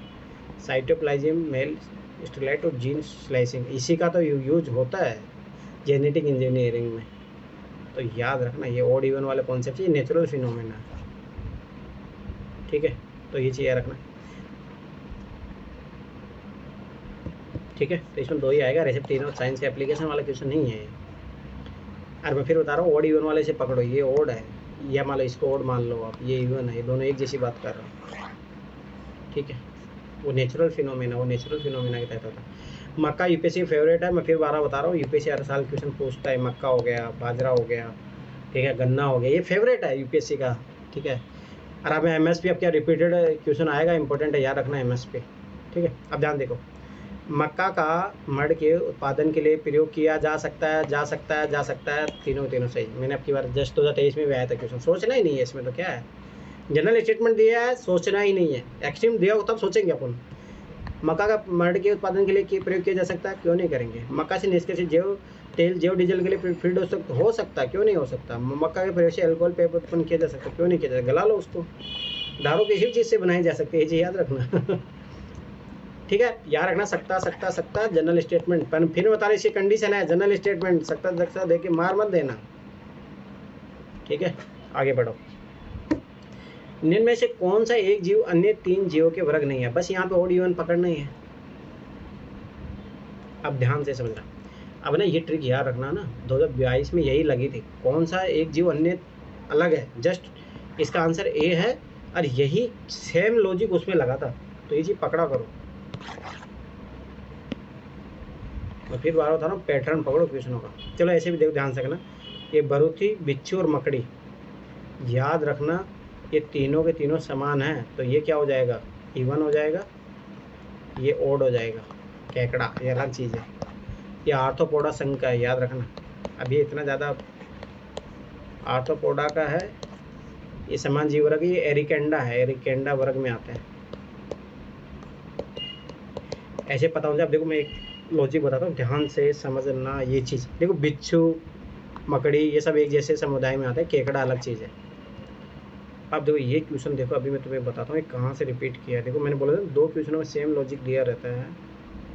नीम कोटेड यूरिया वाला आया था ना, देखो ये देखो, ये रहा, मैंने बोला था ना, देखो ध्यान से लॉजिक लगाया करो, ये पकड़ा जाता है। मैं फिर बता रहा हूँ, पेपरों में घूमो, बहुत सारी चीज़ें आपको सीखने को मिलेगी, ठीक है। तो ये चीज़ याद रखना। अमित तुम्हारा आवाज़ अच्छे से नहीं आ रहा, ठीक है। तो ये जैसे भी देखो, बरूथी, बिच्छू, मकड़ी ये सब एक ही समुदाय के, केकड़ा अलग होता है ऐसे भी, आर्थ्रोपोडा संघ का हो, ठीक है। दूसरी बात याद रखना कि कौन सा वर्ग नहीं है। इस टाइप के क्वेश्चन 2022 में भी आया था, उसका आंसर ए था। तो ये भी थोड़ा देखते रहा करो। अब देखो ये क्वेश्चन रिपीटेड है, ध्यान से समझना। भारत के उच्चतम न्यायालय में न्यायाधीशों की संख्या में वृद्धि करने की संख्या, मैंने कितनी बार बोला है, किसी भी सिंगल व्यक्ति में इतनी पावर नहीं होगी कि भाई वो सोचो सुप्रीम कोर्ट जैसी इतनी इम्पोर्टेंट बॉडी का सदस्यों की संख्या बढ़ाने लगे। सब सिंगल बॉडी है, संसद इज़ वेरी वेरी इंपॉर्टेंट, ज़्यादा सोचना नहीं है। कहाँ लोग अपने मतलब हमेशा लॉजिक हमेशा याद रखो, जनता किसको चुन के बेचती है। अभी किसके लिए वोट दे रहे हो आप, संसद के लिए दे रहे हो ना। यही तो सब सारी नीति बनाना, देश को चलाना सब इन्हीं के हाथों में है। तो ये हमेशा याद रखो, ठीक है। 1 2 3 नन ऑफ द अबव, ध्यान से ही समझना। कौन सा पारंपरिक साड़ी वस्त्र उत्पादन के लिए विख्यात है, याद करो। करनाल तो हरियाणा में है, ये कब से साड़ी के लिए फेमस होने लगा। कांचीपुरम की साड़ियाँ तो आप बचपन से सुनते आ रहे होंगे, टीवी पे ऐड भी देखा होगा आपने बहुत सारे, ठीक है। दूसरी बात ध्यान समझना, कौन सा पारंपरिक साड़ी वस्त्र के 4 है ना, 4 ध्यान समझना। चारों कभी सही नहीं होंगे क्योंकि क्वेश्चन की डिमांड स्पेसिफिक है, सब एरिया से ही फेमस हो जाएगा।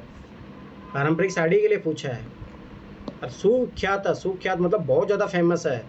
हो सकता करनाल में हो, पर सुविख्यात पूछा है। कांचीपुरम की साड़ियाँ पता, चंदेरी की साड़ियाँ पता, ये दो ही है जो बहुत फेमस है। भद्राचलम याद रखना तेलंगाना में है, तो मतलब नहीं है उसका। तो ऐसे भी चंदेरी की साड़ियाँ और कांचीपुरम की साड़ियाँ आर्ट एंड कल्चर में पढ़ते हो। अरे फेमस पूछा, याद रखो फेमस। तो स्पेसिफिक डिमांड होगी 4 3, तो कभी आंसर नहीं होंगे, 2 ही स्टेटमेंट सही है। अभी देखो तीनों फैक्ट है, अब की बार भी आया था इस टाइप का क्वेश्चन। तीनों फैक्ट है तो मैंने कितनी बार बोला, 3 फैक्ट है तो कभी चांसेस मत सोचना तीनों सही होंगे, 2 सही होंगे। नो, कैसे एक हो गया गलत होंगे तीनों। अरे तीनों ही गलत है। अब देखो छोड़ो, इतना भी नहीं जाना हर क्वेश्चन में, कोई दिक्कत नहीं, पर ये देख लो एक बार यार रखना। NH4 जो है अभी है ना, इनका नॉमिनेशन भी चेंज हो गया है ये क्वेश्चन है 2014 का और अभी चेंज हो चुका है। ये मुंबई पुणे के बीच में है और NH6 है मेघालय और मिजोरम के बीच में। अरे ऐसे कोई मतलब नहीं, छोड़ो ये क्वेश्चन, ऐसे क्वेश्चन आ भी जाए ना कोई दिक्कत नहीं है टेंशन मत लेना। ये है असम और अरुणाचल प्रदेश के बीच में, हर चीज़ तैयार करके नहीं जा सकता। अब इसके लिए ऐसा नहीं कि आज ही आप लोग ये NH रटने बैठ जाओ। तो यही फ़ायदा होता है गाइडेंस के लिए। तो बच्चों को ऐसा लगता है कि नहीं चलो अब हम इसको भी रटना शुरू कर देते हैं, कोई मतलब नहीं है। आज तक कभी आगे क्वेश्चन आया नहीं है। तो ज़्यादा कोर, देखो मैं फिर 12 बता रहा हूँ, UPSC करेक्ट करना तो हमेशा एक चीज़ याद रखो, ये देखो ये कोर एरिया होता है। तो कोर सब्जेक्ट में अभी 12 बताऊँ, कोर सब्जेक्ट को रिवाइज करो। जब ये अच्छे से तैयार हो जाए तब इसके बाहर जाओ, फिर इसके बाद में अगर ये सब तैयार हो जाए तब उसके बाद में करंट अफेयर पे जाओ, नहीं मत जाओ, कोई ज़रूरत नहीं। करंट अफेयर चक्कर में अपनी लाइफ बर्बाद मत करो। मतलब life in the sense UPSC भाई कोर सब्जेक्ट से क्वेश्चन आ रहे हैं, क्या मतलब फालतू। अरे ये हमेशा एक चीज़ याद रखना, कोर एरिया होता है, एक बफर जोन होता है, बस इतनी तैयारी करनी होती है ताकि अपना सेफ जोन रहे। जब ये तैयार कर लोगे ना तो इससे मान लो कुछ गलती होगी तो इसको बचाने के लिए ये तैयार कर लो बस। कभी नहीं जाना चाहिए बाहर वाले आउटर एरिया में, वहाँ पर ऐसे लोग पेड़ काट देते हैं तो वहाँ पे UPSC भी ऐसे ही देता है, वही करंट अफेयर के उल्टे सुल्टे क्वेश्चन देता है जो आप कभी पढ़ के नहीं जाओगे। परंतु कोर एरिया से भाई पता है वो फिक्स एरिया है, वहाँ से पूछेगा ही क्वेश्चन। तो हमेशा स्ट्रेटेजी बनाओ भाई, ऐसे नहीं होती चीज़ें, स्ट्रेटेजी चलती है। अब तो ध्यान देखना, अंतर्राष्ट्रीय करारों पर विचार कीजिए, ठीक है, कोई समझौते हुए होंगे और उनके बारे में पूछ रहा है कि कौन से जैव विविधता से संबंध रखते हैं। अब जैव विविधता से संबंध रखते हैं भाई, सब मैंने क्या बोला था, यही याद करो, वही क्वेश्चन जो भाई किसके व्यापार पे प्रतिबंध लगाने के तो यार प्रभाव डालते हैं, वही क्वेश्चन की डिमांड क्या होगी, वाइड 1 2 3 इधर लगा लो। समझ में आया, क्वेश्चन वही है। प्रभाव डालेगा, डायरेक्ट इनडायरेक्ट सबसे डालेगा। विश्व विरासत अभिसय में डालेगा, मरुसमय सामना करने वाले संयुक्त राष्ट्र भी अभिसय में डालेगा, सब डालेंगे, सारे के सारे डालेंगे। ये लॉजिक पकड़ना था। वो संबंध रखता, संबंध तो मैं फिर बता रहा हूँ, डायरेक्ट संबंध भी हो सकता है लेकिन इनडायरेक्ट संबंध भी होता है, बस खत्म बात। तो क्या हो गया, क्वेश्चन की डिमांड वाइड तो ऑल आंसर आएगा। सोचना नहीं इस टाइप के क्वेश्चनों में, ठीक है। आप इधर आ जाओ। हर तावर ये आप हर बार सुनते होंगे, थोड़ा बहुत आइडिया है, आजकल तो सबको बच्चे छोटे बच्चों को पता है ये चीज़। अब देखो ध्यान देखना, 1 2 3 नन ऑफ दी अबव। पृथ्वी काल के संदर्भ में पहली बात, यूनिप तथा यूनेस्को का उपकरण अच्छा संस्था ऐसे गलत होती है, तीनों काट दो। यह एक आंदोलन है, सही बात है, जिसमें प्रतिभागी प्रतिवर्ष एक निश्चित दिन 1 घंटे के लिए बिजली बंद कर देते हैं। हाँ ये तो मुझे बचपन से पता है, ऐसा होता है ज़बरदस्ती उस दिन काट देते हैं लाइट। गाँव में तो ऐसा होता है शहरों में नहीं होता, यहाँ तो अपनी इच्छा से बंद करो। यह जलवायु परिवर्तन और पृथ्वी को बचाने, हाँ एकदम पृथ्वी के बारे में बात करते हैं, पृथ्वी बचाने की आवश्यकता के बारे में जागरूकता लाने वाला आंदोलन है, एकदम सही बात है, दोनों स्टेटमेंट कोरिलेट हो रहा है। अरे यूनेस्को कहाँ काम आ गया, यूनिक कहाँ काम आ गया, ठीक है, संस्था गलत होती है, कोई NGO है, याद रखना है। ये WWF के द्वारा एक पहल है। अच्छा, ये मार्च के आखिरी शनिवार को किया जाता है, और शनिवार को भी किया जा सकता है और रविवार को भी किया जा सकता है, क्योंकि कहीं जैसे कि आज शनिवार है तो कहीं और रविवार पड़ जाता है, तो रविवार के दिन भी कर लेते हैं, लेकिन मेनली मार्च के आखिरी शनिवार को किया जाता है। अच्छा चलो ठीक है, इधर आ जाओ। देखो इसका कैसे आएगा, हाँ ये है मार्च के महीने में आता है। अब देखो ध्यान से समझना, एक आहार श्रृंखला का सही कर। अब देखो मैं फिर बताऊँ ना, जो बच्चे ना डाउट में रहेंगे, ध्यान से समझना, नहीं हो सकता UPSC अब की बार दे संस्थाएं सही दे दे, तो वो ऐसे लोग फंसेंगे भाई। देखो ना मैं फिर बताऊँ, कुछ क्वेश्चन गलत होंगे, कोई भी, लेकिन रिस्क लो। अगर आपको पता है तो करो, नहीं पता है तो अपना जो पैटर्न है उसको फॉलो करो, ट्रिक को। तो डाउट में रहोगे तो मरे जाओगे, आधे नॉलेज ऐसे खतरनाक होता है। अब देखो अगला समझो, देखो ध्यान देखना, ये है एक आहार श्रृंखला का सही क्रम क्या है। अब देखो एक लॉजिक तो अपने पास ये होता है कि यहाँ से पकड़ो, एक होता है हेरिंग, ठीक है। अब मैंने कितनी बार बोला, जब आगे से ना लगे ना पीछे से पकड़ा करो, ठीक है। आगे से तो यहाँ 2 ऑप्शन हो गए। अब ये पता लगे इन दोनों में से आंसर है, इन दोनों में से आंसर है। ठीक है, अब ध्यान से लॉजिक समझना। ठीक है, आंसर इन दोनों में से है। हेरिंग हेरिंग हेरिंग सबसे आखिरी में आएगा। ठीक है, अब देखो ये इसको बोला है कि पहले पे आएगा, ध्यान से समझना। और इसलिए बता रहा है, डाइटम को बता रहा है, तो ये जो पहले पे आएगा दूसरे पे तो जरूर आएगा, तो ये दोनों तो कट जाएंगे दोनों, ये तो कन्फर्म है। ठीक है, इससे भी लॉजिक लगा सकते हो। ध्यान समझो मैं क्या लॉजिक बताने का प्रयास कर रहा हूँ, ध्यान समझो। ये देखो ये पहले पे बोल रहा है, ये भी पहले बोल रहा है, ये भी पहले पे, ये भी पहले पे, मतलब ये पहला हो गया, ये पहला हो गया।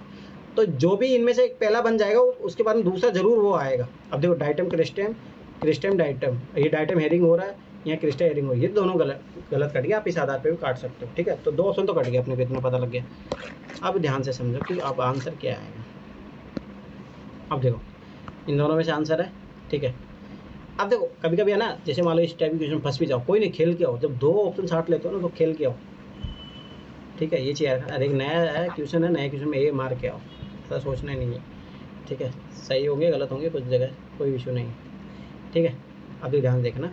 अब इसमें इस टाइप की क्वेश्चन देखो, अब यहाँ पहुँच गया, अब यहाँ पे अपने को एक तो लेना ही है। अब देखो मैं इसका ध्यान समझना, अब आपको एक तो खेलना ही है। अब मैंने क्या बोला था, एक ऐसा रहता है जिसमें उल्टा पैटर्न भी दिया रहता है, पर इसमें उल्टा पैटर्न तो नहीं दिया, पर आखिरी वाले में देखो, आखिरी वाले में जरूर दिया होगा किस्टेंग हेरिंग और किस्टेंग हेरिंग। हाँ देखो ये देखो डाइटम और हेरिंग का दिया है, इसका भी उल्टा पैटर्न दिया है उसने।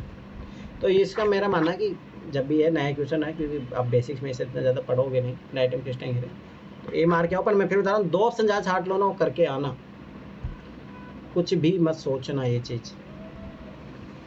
ठीक है, तो ये चीज़ याद रखना। पृथ्वी का जो है 90% प्रकाश संश्लेषण डाइटम के द्वारा ही किया जाता है, उसके बाद क्रस्टेशिया से, उसके बाद हेरिंग से। अच्छा ठीक है, तो ये चीज़ याद रखना। चलो अब आगे बढ़ो। मैं फिर बार बता रहा हूँ, ये चीज़ याद रखना। इस टाइप का अगर 2 ऑप्शन छाट लो तो फिर तो करके ही आना है। इसलिए तो अपन ये रिस्क क्यों खेल रहे हैं, ये सीख क्यों रहे हैं, इसलिए सीख रहे हैं। कोई नहीं, कुछ गलत होंगे कुछ सही होंगे। अब ध्यान देख रहे हो, 1905 में लॉर्ड कर्जन द्वारा किया गया बंगाल में विभाजन कब तक बना रहा। अब ध्यान से समझना ये चीज़ है ना। 1905 की स्थिति देखो, वो उस टाइम क्या कर रहे थे, उस टाइम बंगाल को विभाजित करना चाह रहे थे, क्योंकि राष्ट्रीय आंदोलन वहाँ पे परिपक्व हो रहा था। ठीक है, परिपक्व हो रहा था। तो अब ध्यान से लॉजिक समझो, अब आंसर तो इन्हीं में से कहीं कहीं होगा। अब एक प्रथम विश्व युद्ध तक जिसमें अंग्रेजों को भारतीय सैनिकों की आवश्यकता पड़ी और विभाजन समाप्त किया गया। ये बोला है कि विभाजन कब तक बना रहा पहली बात याद करो कि इतना बड़ा वो पंगा हुआ था, इतनी सारी चीज़ें का पता होगा, सूरत कंप्लीट होना, ये सब सारी चीज़ें। क्या तुम्हें लगता है कि जब वो विभाजन कर देंगे तो वो लोग शांतिपूर्वक तरीके से बैठेंगे? कभी नहीं बैठेंगे। ठीक है, चलो जो भी है ध्यान देखना। पहला प्रथम विश्व याद रखो, टाइम पीरियड ध्यान समझना, 1914 से 18 तक हुआ था लगभग। ठीक है, ये बोला है सम्राट जॉर्ज पंचम द्वारा दिल्ली में 1911 के शाही दरबार में कर्जन के अधिनियम को निराकृत किए जाने तक। ठीक है, आगे देखो, दूसरी एक चीज़ पकड़ो, कर्जन कर्जन। ठीक है, ये चीज़ भी याद रखना। महात्मा गांधी तथा द्वारा अपना सविनय आज्ञा आंदोलन करने तक। अब देखो सविनय आज्ञा आंदोलन कब किया, 1930 के समथिंग। वो तो असहयोग आंदोलन है जो 1920-22 में हुआ था। ठीक है, याद रखना ये चीज़, इसमें कंफ्यूज मत हो जाना। अब ठीक है आगे बढ़ो। भारत के 1947 के विभाजन तक जब पूरी बंगाल पूरी पाकिस्तान बन गया। अच्छा अब ध्यान से समझना, एक तो ये चीज़ हो गई। अब देखो ध्यान समझो, एक चीज़ हमेशा याद रखो, कोई भी चीज़ जो देश को विभाजन कर रही थी इतने लॉन्ग टाइम तक तो नहीं चलेगी कभी। तुमने तो सोचो भारतीय लोग शांत बैठेंगे? कभी नहीं। और अब इतना हिस्ट्री अच्छे से पढ़ते हो भाई, बंगाल तो बना रहा था ना, कहाँ 2 पार्ट कर दिए थे उसके, आज़ादी के बाद जरूर उसके 2 पार्ट हुए थे। ठीक है, पहली बात ये लॉजिकल है, ये तो कोई मतलब ही नहीं है, कैसे कट जाएगा। ठीक है, पहली बात ये चीज़ याद रखो। अब देखो मैंने क्या बोला, ऑप्शन से पकड़ा करो, कर्जन कर्जन, सम्राट जॉर्ज पंचम। अब देखो सब बात है, वहाँ का सम्राट आ रहा है। एक चीज़ हमेशा याद रखो, ध्यान से समझना ये चीज़ है ना। अरे तेरी तो ये कहाँ चला गया।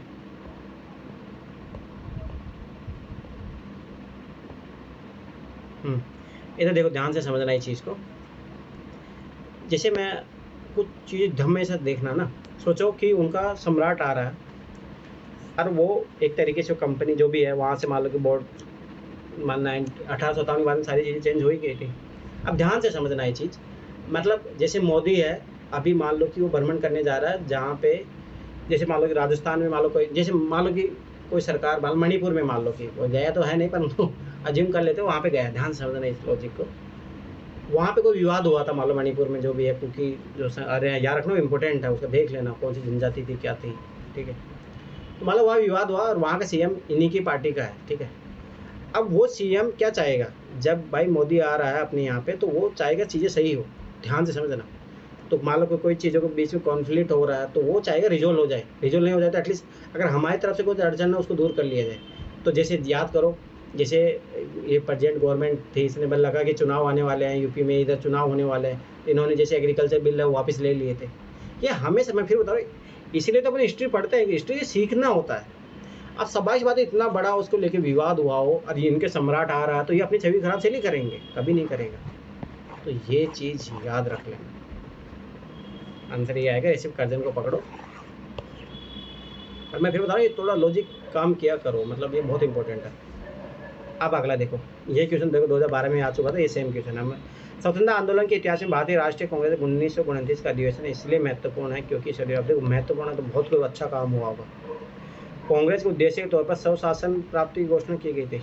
अच्छा, अब ध्यान देखना, अब देखो ये दोनों चीज़ एक ही चीज़ बता रहा है, दो आंसर इन दोनों में से आएगा। असहयोग आंदोलन का प्रारंभ हुआ, अरे देखो असहयोग आंदोलन जो है 1920-22 में शुरू हुआ, 1929 की बात कर रहा है, ऐसे काट दो इसको। लंदन में गोलमेज सम्मेलन में भागीदारी करने का निर्णय लिया गया था, अरे नहीं, ये बोला कांग्रेस का अधिवेशन क्यों महत्वपूर्ण हुआ है, ठीक है, ध्यान समझना। अब देखो कांग्रेस का उद्देश्य लक्ष्य बात एक ही, आंसर इन्हीं में से आएगा।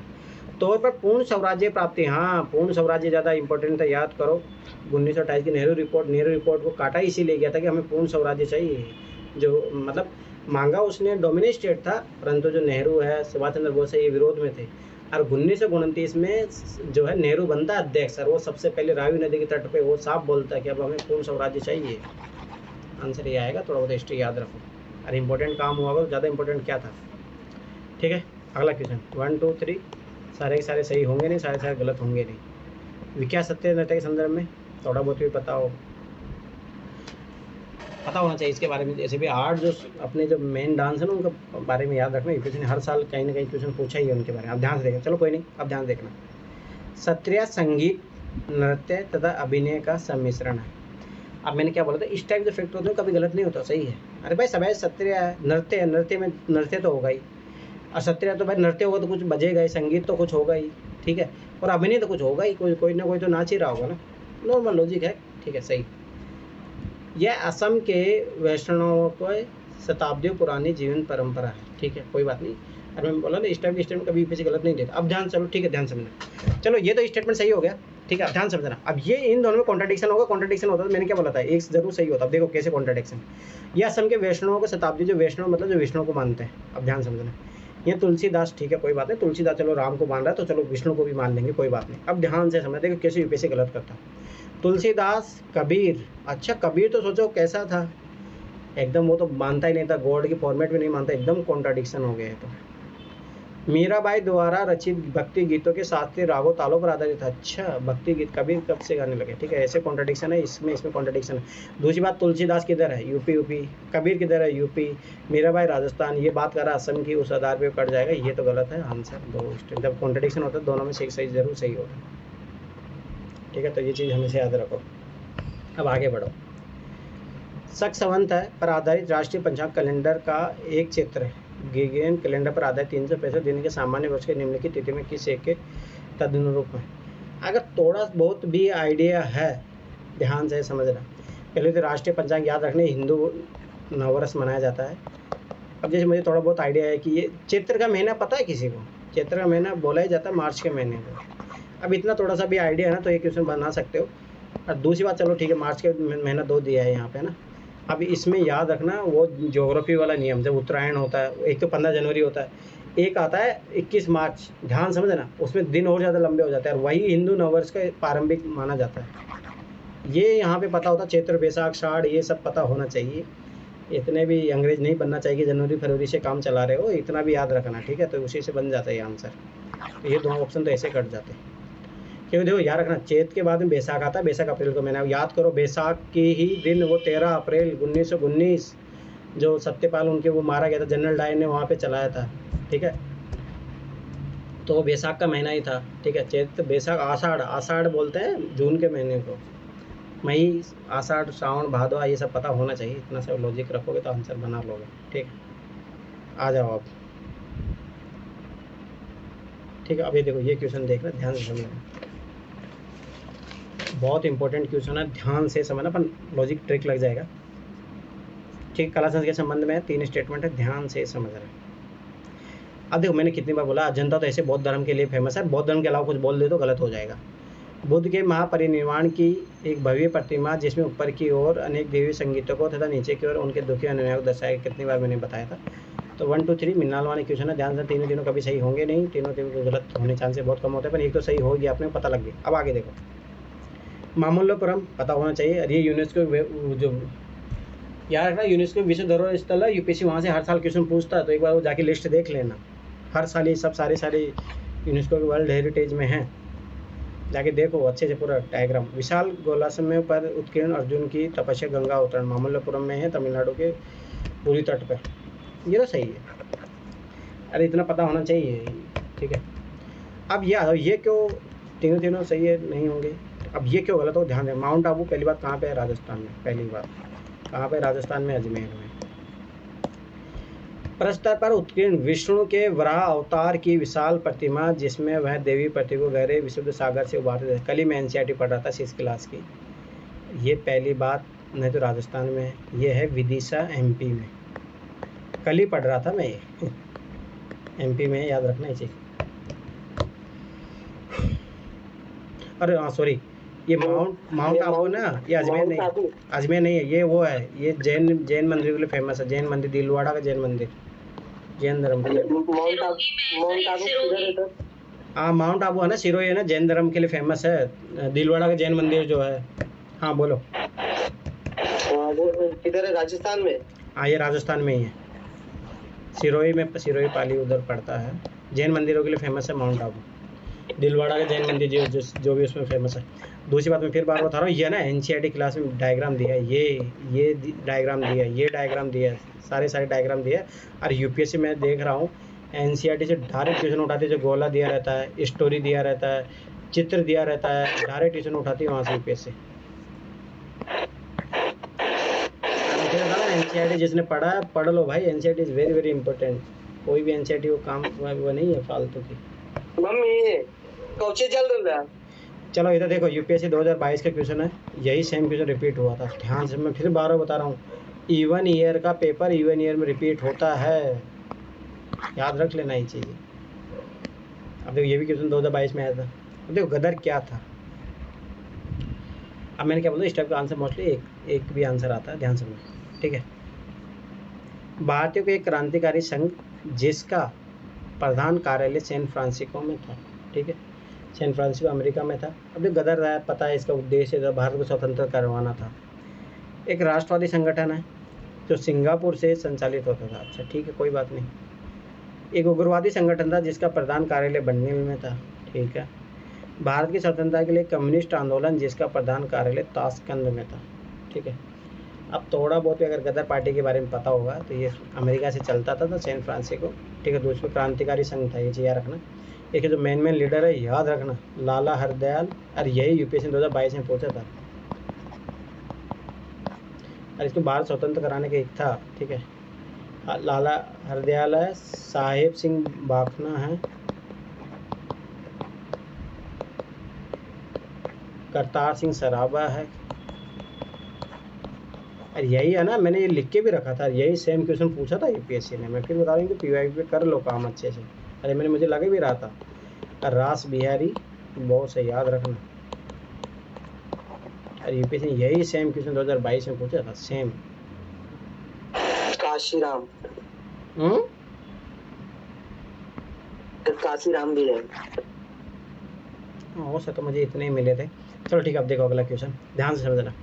भारत की संस्कृति, इसे मतलब आर्ट एंड कल्चर का है। परंपरा मतलब बहुत पुराने साल से चला आ रहा है, याद रखना ये चीज़ें, वर्ड पकड़ो। कलियारी पट्टू, कलियारी पट्टू, पट्टू पट्टू पट्टू, अट्टू पट्टू पट्टू, ठीक है, ध्यान समझना। अब देखो कल्यारी पट्टू कुछ भी है, कुछ ना कुछ तो आर्ट एंड कल्चर रिलेटेड रहेगी पहली बात। और ट्रेडिशन है ना तो बहुत हज़ारों सालों से चलती आ रही होगी, ठीक है। तो ये मैंने क्या बोला, स्टैटिक पार्ट का आंसर डी तक जाएगा पहली बात, ठीक है। आगे देखो, यह सेवन मैथ का प्राचीन भक्ति पंथ है, ठीक है, पंथ नहीं है ये, तो कल्यारी पट्टू, चलो ठीक है, जो अभी भी दक्षिण भारत के कुछ हिस्सों में प्रचलित है, ठीक है। आगे बढ़ते हैं। यह कांसे और पीतल के काम की एक प्राचीन शैली है जो अभी भी कौरवमंडल क्षेत्र के दक्षिणी हिस्से में पाई जाती है, ठीक है भाई। यह नृत्य नाटिका के एक प्राचीन रूप है जो मालाबार के उत्तरी हिस्से में एक जीवंत परंपरा है, ठीक है। यह एक प्राचीन मार्शल कला है और दक्षिण भारत के कुछ हिस्सों में प्रचलित है, जीवंत परंपरा है। अब ये जीवंत परंपरा आंसर इन दोनों में से आएगा, ठीक है। अब देखो, ये एक प्राचीन मार्शल कला है कल्यारी पट्टू, ठीक है। ऐसे पता होना चाहिए आर्ट एंड कल्चर का, आर्ट एंड कल्चर में कला आएगी ना, कला एंड संस्कृति, आर्ट याद रखना, कला एंड संस्कृति बोला जाता है, कला है। और दक्षिण भारत कुछ वर्डों में बोला जीवन परंपरा है, तो आज भी हो रहा तभी तो माना जाएगा, ठीक है। तो ये चीज़ याद रखो। और ऐसे भी नॉन क्वेश्चन का डी आंसर तो पूछता है, ये थोड़ा याद रखना हमेशा ही चीज़ें, ठीक है। अब देखो, ये बेसिक क्वेश्चन है, ये तो बनना चाहिए। तीनों पैरी मैचिंग कभी गलत नहीं होंगे, कभी सही, मतलब होते हैं कोई बात नहीं, पर तो ये तो नॉन क्वेश्चन है, इसमें तो गलत ऐसे नहीं। गरबा पता है गुजरात में फेमस है, मोहिनी अट्टम केरल में है, ये पता रखना। यशगान कर्नाटक में है, सही है, 2 ऑप्शन सही है यार, है ना। केरल में ही मोहिनी अट्टम में, कथकली भी केरल में फेमस है, ना कि उड़ीसा में, याद रखना ये चीज़ें। अब देखो,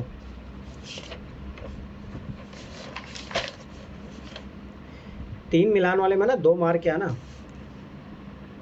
वो ट्रेंड देख लो, मैंने सारा बताया हुआ है। जब क्वेश्चन नहीं आ रहा हो तब, ऐसे नहीं आ रहा हो तो तब मानना। बहुत इतिहास, परंपरा और संस्कृति समझ में खत्म कर। अब देखो, स्पीति गाती याद रखना, पहले पता होना चाहिए, हिमाचल प्रदेश में है, ठीक है। तो सर इस टाइप के बेसिक क्वेश्चन कितने आते होंगे, कितने? कम से कम 50 से 60 क्वेश्चन आते हैं, बेसिक क्वेश्चन आते हैं 50 से 60, इतना मेरा अनुभव रहा है इतने सालों से। 50-60 क्वेश्चन कहीं नहीं जाते हैं। करंट अफेयर ज़्यादा सही आते हैं, कई क्वेश्चन 10-15 क्वेश्चन आते हैं, वो ऐसे बन जाएंगे, बनने होते ऐसे बन जाएंगे, नहीं बनो तो कितना भी पढ़ लो, वो वाली बात है। अब देखो, छोड़ो, स्पीति घाटी हिमाचल प्रदेश में, जास्कर घाटी याद करो, यूपी ने पहले क्वेश्चन पूछा, आगे भी पूछा 2019 में, जम्मू कश्मीर में, ठीक है। लद्दाख तो लद्दाख है ही। अब ध्यान से समझना, जास्कर घाटी है, जम्मू कश्मीर में है, ठीक है। अब थोड़ा बहुत भी अगर आइडिया होगा ना तो मैं ना, बौद्धिज्म जो मोस्टली आपको मिलेगा लद्दाख में, ठीक है, हिमाचल प्रदेश में, याद रखना ये चीज़, ठीक है। अब देखो, टाबो मठ और मंदिर संकुल, ठीक है, स्पीति घाटी में पाया जा सकता है, कोई इशू नहीं है, ठीक है। लहोसंग लखांग मंदिर, याद रखना ये चीज़, ये हिमाचल प्रदेश में है, ना कि जास्कर घाटी जम्मू कश्मीर में। और अलची मंदिर स्कूल ये लद्दाख में है, ठीक है।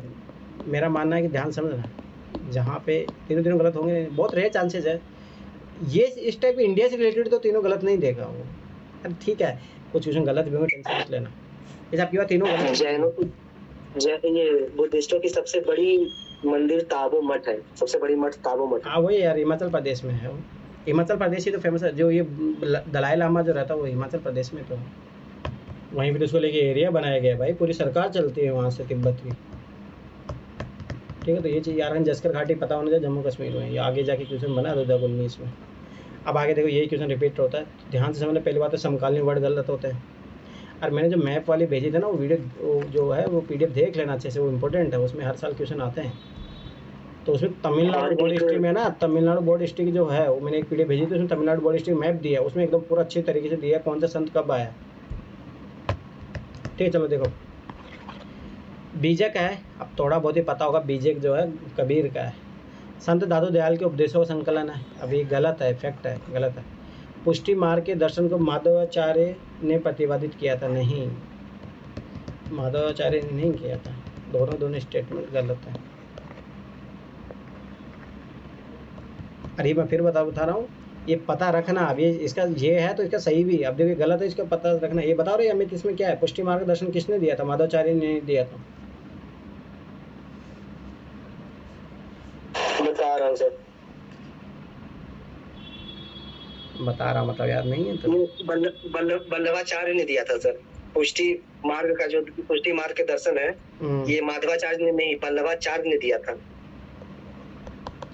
ठीक है, तो ये चीज़ याद रखना, ये क्वेश्चन आते हैं आगे जाके सही होके। ठीक है, अब इधर देखो, मंगनियार के नाम से जाने जाने वाला लोक समुदाय कहाँ पे रहता है?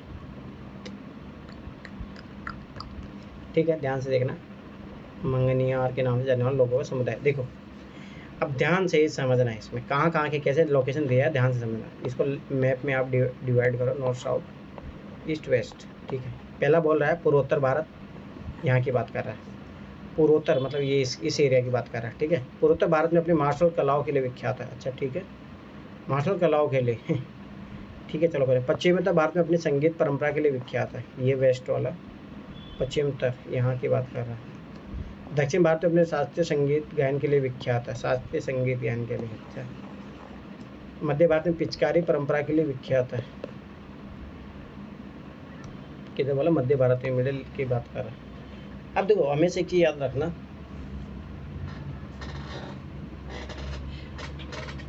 अब देखो मैंने बोला हूँ ना कुछ तो कॉमन देता है। अब देखो ध्यान से देखना, संगीत संगीत आंसर इन दोनों में से बनेगा, ये तो काट दो। ठीक है, अब अपने पास आते हैं। पश्चिमी उत्तर भारत में अपनी संगीत परंपरा के लिए विख्यात थे, या दक्षिण भारत में अपने शास्त्रीय गायन संगीत के लिए विख्यात थे।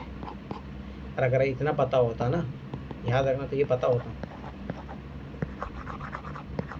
मंगनियार, अगर नाम भी पकड़ो, नाम से लॉजिक लगा। साथ अगर साउथ का नाम होता तो कुछ अलग होता है, वो कलियारी पट्टू, अट्टू पट्टू ऐसे नाम होते, याद रखना इसी। तो भी आंसर देखो, बताओ ये कॉमन सेंस लगाने पड़ेंगे, हिस्ट्री के क्वेश्चन तो खास तौर से आपको लगाने पड़ेंगे ये नॉलेज।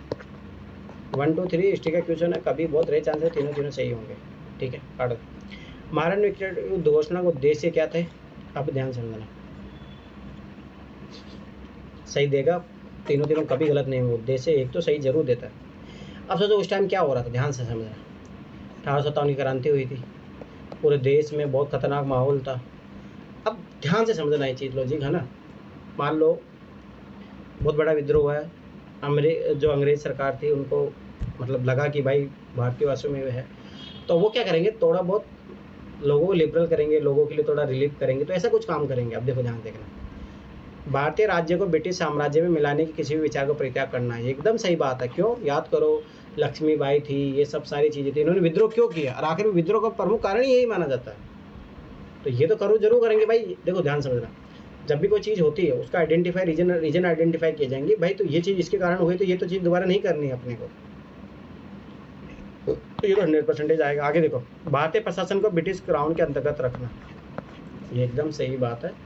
उसके बाद में सारी चीज़ें चेंज हो गई थी, क्योंकि कंपनी के तहत था, कंपनी शासन खत्म कर दिया गया था। याद करो, गवर्नर जनरल का पद खत्म करके वाइसराय का पद ला दिया गया था, भारत सचिव का पद क्रिएट कर दिया गया था। ये सब सारी चीज़ें सही है। आगे देखो, भारत के साथ ईस्ट इंडिया कंपनी के व्यापार का नियमन करना। अरे ये तो व्यापार का नियमन करना तो 1773 से शुरू हो जाता है। ठीक है, याद रखना, बोर्ड ऑफ कंट्रोल का गठन होने के बाद नियमन करना क्या, यहाँ तो खत्म ही कर देते हैं ये तो खत्म ही कर देते हैं। ये 1833 में ये जो चार्टर एक्ट था ना सर, रेगुलेटिंग एक्ट, इसको खत्म कर दिया गया था सर 1833 में ही। अरे नहीं, उस साल के लिए कंपनी का जो, हाँ वो तो ऐसे 1813 में तो हुआ था, चीन और चाय के साथ व्यापार छोड़ दिए, सब खत्म कर दिया गया था। खत्म करने मतलब ये नहीं था उस टाइम, ये था, यही तो तुम लोग माइनर लेवल पे जाके पढ़ा करो। उस टाइम ये हुआ था 1813 के एक्ट में। पहले क्या था, ओनली जो ईस्ट इंडिया कंपनी है, ध्यान से समझना, वही इंडिया में व्यापार करती थी, मोनोपोली थी उसका। तो फिर इसका विरोध हुआ इंग्लैंड में कि नहीं, यही क्यों व्यापार कर सकते, हम क्यों नहीं कर सकते, समझो। तो उस टाइम फिर जो है चाय के साथ और चीन के साथ व्यापार है, ओनली ईस्ट इंडिया कंपनी कर सकती है जी, समझना। ऐसा नहीं कि उसको हटा दिया गया था। अब ये और कंपनियां भी आए यहाँ के व्यापार कर सकती है। ठीक है, पहली बात। 1833 के एक्ट में ये भी हटा दिया गया था कि चाय के और चीन का साथ जो है उसको भी खत्म कर देगा। अब हर कोई कंपनी चाइना के साथ भी व्यापार कर सकता है और चाय का भी व्यापार कर सकता है, पहली बात। फिर बाद में कंपनी का शासन बना रहा, उसको एक्सटेंड कर दिया गया 20 साल तक। 1853 का जो एक्ट है उसमें भी कोई नहीं, चलो जब भी है, पर उसमें यह था कि अब ये कभी भी खत्म किया जा सकता है। 1858 का जो एक्ट आता है उसमें एकदम पूर्ण रूप से खत्म कर दिया जाता है, ये चीज़ याद रखना। फिर वो अब पूरा क्राउन के अंदर का शासन चले जाता है, तो ये अंतर है, ऐसा नहीं है, वो मत समझ लेना कि उनका व्यापार खत्म कर, व्यापार तो कर रहा था वो, बस ये है कि कंपनी चेंज हो गई थी, कंपनी और भी आ गई थी बाहर से। ठीक है, देखो फतेहपुर सीकरी का इबादत खाना याद रखना, ये एनसीईआरटी में डायरेक्ट फोटो दी हुई है, फतेहपुर सीकरी का इबादत खाना। अब ध्यान से समझना, फतेहपुर सीकरी है, पहली बात तो पता उनसे आगरा में है, ठीक है। अरे याद रखना आगरा में है, अकबर ने बनाया था, अगर इतना सा भी पता ना आंसर आ जाएगा। पहली बात अकबर ने बनाया था, जहांगीर का पहले तो गुजरात के उपलक्ष्य में, जीत के उपलक्ष्य में पहले बनाया था, उसने नई राजधानी बनाई, सब कुछ थोड़ा आइडिया होना चाहिए। ठीक है, अब ध्यान से देखो, आंसर तो आएगा यहीं से। इबादत खाना, अब ध्यान से समझना, इबादत खाना, इबादत करना क्या होता है, प्रार्थना करना, ठीक है। अब ये है उससे रिलेटेड, धर्म से रिलेटेड, कहाँ पे धर्म की बात करें, राज परिवार के इस्तेमाल के लिए मस्जिद, अच्छा। अकबर का निजी प्रार्थना कक्ष, ठीक है। वह भवन जिसमें सभी विभिन्न धर्मों के विद्वानों के साथ अकबर चर्चा करता था, वह कमरा जिसमें विभिन्न धर्म वाले कुलीन जन धार्मिक बातों के विचारक जमा होते थे। अब देखो अकबर है, अकबर आंसर देने में से आएगा, पहली बात ये याद रखना है। अकबर का निजी प्रार्थना कक्ष ज़्यादा इंपॉर्टेंट कौन सा है, वह भवन जिसमें विभिन्न धर्मों के विद्वानों के साथ अकबर चर्चा करता था, याद रखना है। तो ऐसे क्लोज जाके ऐसे पकड़ना है क्वेश्चन को, और ऐसे थोड़ा बहुत याद रखना, यूपीएससी फालतू चीज़ें नहीं पूछेगी, कुछ लॉजिकल चीज़ होता है यूपीएससी वही क्वेश्चन पूछता है, ये चीज़ हमेशा याद रखो, फालतू चीज़ यूपीएससी नहीं पूछता है। अब देखो ध्यान से देखना ये क्वेश्चन 1 2 3 याद रखना, ये आगे बहुत सारे क्वेश्चन सोल्व करवाएगा, ये लॉजिक पकड़ना यहाँ पे। भारत की खाद्य एवं पोषण सुरक्षा के संदर्भ में विभिन्न फसलों के बीच प्रतिस्थापन दरों को बढ़ाने से भविष्य के लिए खाद्य उत्पादन लक्ष्यों को प्राप्त करने में मदद मिलती है, ध्यान से समझना। किंतु इसके अपेक्षाकृत बड़े विस्तृत कार्यान्वयन में क्या बाध्यता है, नेगेटिव थीम है, नेगेटिव थीम है, स्पेसिफिक डिमांड, क्या क्या बाध्यता है, तो स्पेसिफिक डिमांड होगी ना, सारी बाध्यता सही होगी। कोई भी राष्ट्रीय बीज नीति नहीं बनी है याद करो, इस टाइप के स्टेटमेंट हमेशा गलत होता है, तीनों गलत, तीनों सही तो होंगे नहीं। आगे बढ़ो, निजी क्षेत्र की बीज कंपनियों की उदाहरण कृषि फसलों की रोपण सामग्री और सब्जियों की गुणवत्ता वाले बीजों की पूर्ति में कोई सहभागिता नहीं है कितना एक्सट्रीम स्टेटमेंट है, कट गया। अब देखो अगला, निम्न मूल्य एवं उच्च परिणाम वाली फसलों के मामले में गुणवत्ता वाले बीजों के बारे में मांग पूर्ति अंतराल है, ये एकदम जनरल स्टेटमेंट है और इकोनॉमी का कॉन्सेप्ट है, और सप्लाई डिमांड के आधार पर ही तो होता है। अब पढ़ो, भारत की खाद्य एवं पोषण सुरक्षा के संदर्भ में, ठीक है, विभिन्न फसलों के बीज प्रतिस्थापन दरों को बढ़ाने से भविष्य खाद्य उत्पादन लक्ष्यों को प्राप्त करने में मदद मिलती है, किंतु इसके अपेक्षा बड़े विस्तृत कार्यान्वयन में क्या बाध्यताएं हैं, बाध्यता ये है, निम्न मूल्य एवं उच्च परिणाम वाली फसलों के मामले में गुणवत्ता वाले बीजों के बारे में मांग पूर्ति अंतराल है, लोगों अवेयरनेस भी तो नहीं रहती है ना, तो ये सारी चीज़ें कॉन्सेप्ट, ये जनरल स्टेटमेंट याद रखना, ये गलत नहीं होगा। अब आ जाओ इसमें, का ऑप्शन कौन सा था, 3 नंबर ओनली, हाँ 3 नंबर ओनली है, ठीक है। इधर देखो, पारिस्थितिक संवेदी क्षेत्रों के संदर्भ में निम्नलिखित कौन सा कथन सही है, इकोलॉजी सेंसिटिव एरिया, ध्यान से समझना, बहुत इंपॉर्टेंट होगा वो एरिया को, उसके बारे में बोल रहा है। पारिस्थितिक संवेदी क्षेत्र वे क्षेत्र हैं जिन्हें वन्य जीव संरक्षण अधिनियम 1972 के अधीन घोषित किया गया। मुझे बताओ, अगर इसके तहत घोषित किया जाएगा तो पर्यावरण संरक्षण अधिनियम क्या करेगा, पर्यावरण संरक्षण अधिनियम, अरे यार रखना, इसको थोड़ा बहुत ही पता होगा, ये मैं फिर बता रहा हूँ, 2 इंपॉर्टेंट तो बहुत इंपॉर्टेंट है, ये 72 बहुत इंपॉर्टेंट है, पर भाई ये क्या करेगा, पर्यावरण संरक्षण, ये इसमें लाया गया था, ये गलत है, ठीक है, अधीन घोषित किया गया था, ये गलत है, ठीक है, तो ये चीज़ याद रखना। पारिस्थितिक संवेदी क्षेत्र को घोषित करने का प्रयोजन है उन क्षेत्रों में केवल कृषि को छोड़कर सभी मानव क्रियाकलाप पर प्रतिबंध लगाना काटो, दोनों गलत है, डी आंसर आएगा। एक्सट्रीम वर्ड पकड़ो, एक्सट्रीम स्टेटमेंट, और यहाँ पे थोड़ा सा आइडिया लगाना, बस थोड़ा सा, 1972 की जगह 76 भी हो सकता है, रिप्लेस करता है यूपीएससी। अब यहाँ पे देखना, जैसे 1 2 3 नन ऑफ देखो, ध्यान से समझ रहा, फैक्चुअल क्वेश्चन है, तीनों सही होंगे नहीं, तीनों गलत होंगे नहीं, ठीक है, एक तो सही होता ही है, ऐसे भी देखो।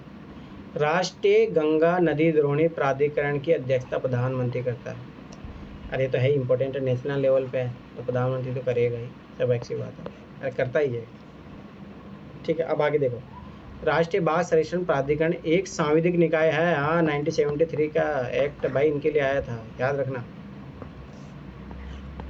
साहिबुद्दीन निकाय बोला किसी एक्ट के तहत बना।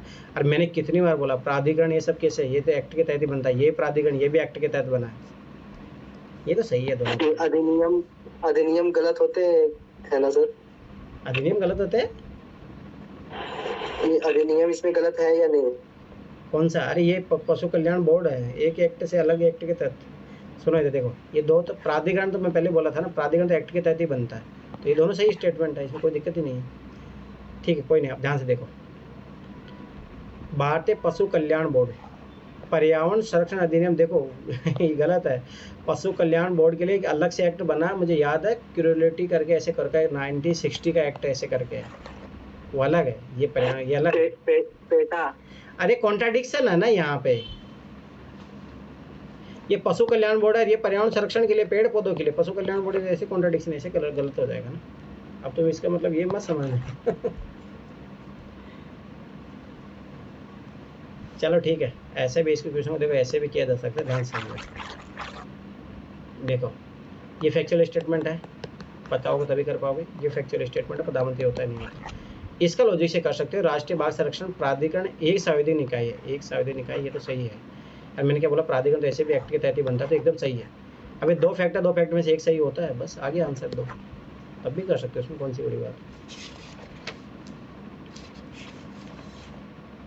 अब ये याद रखना कहाँ पे कौन सा वो रिप्लेस करता है। अब देखो ये एनसीईआरटी का डायरेक्ट दिया हुआ है, 1 2 3 तीनों कभी सही होंगे नहीं, तीनों गलत कभी होंगे नहीं 2 मार्क क्या। विटामिन सी, ध्यान समझना, स्कैर्वी रोग इसी के कारण होता है। Vitamin D rectus, vitamin E के कारण याद रखना एनीमिया होता है, भाजपन होता है, ये चीज़ याद रखना, ठीक है।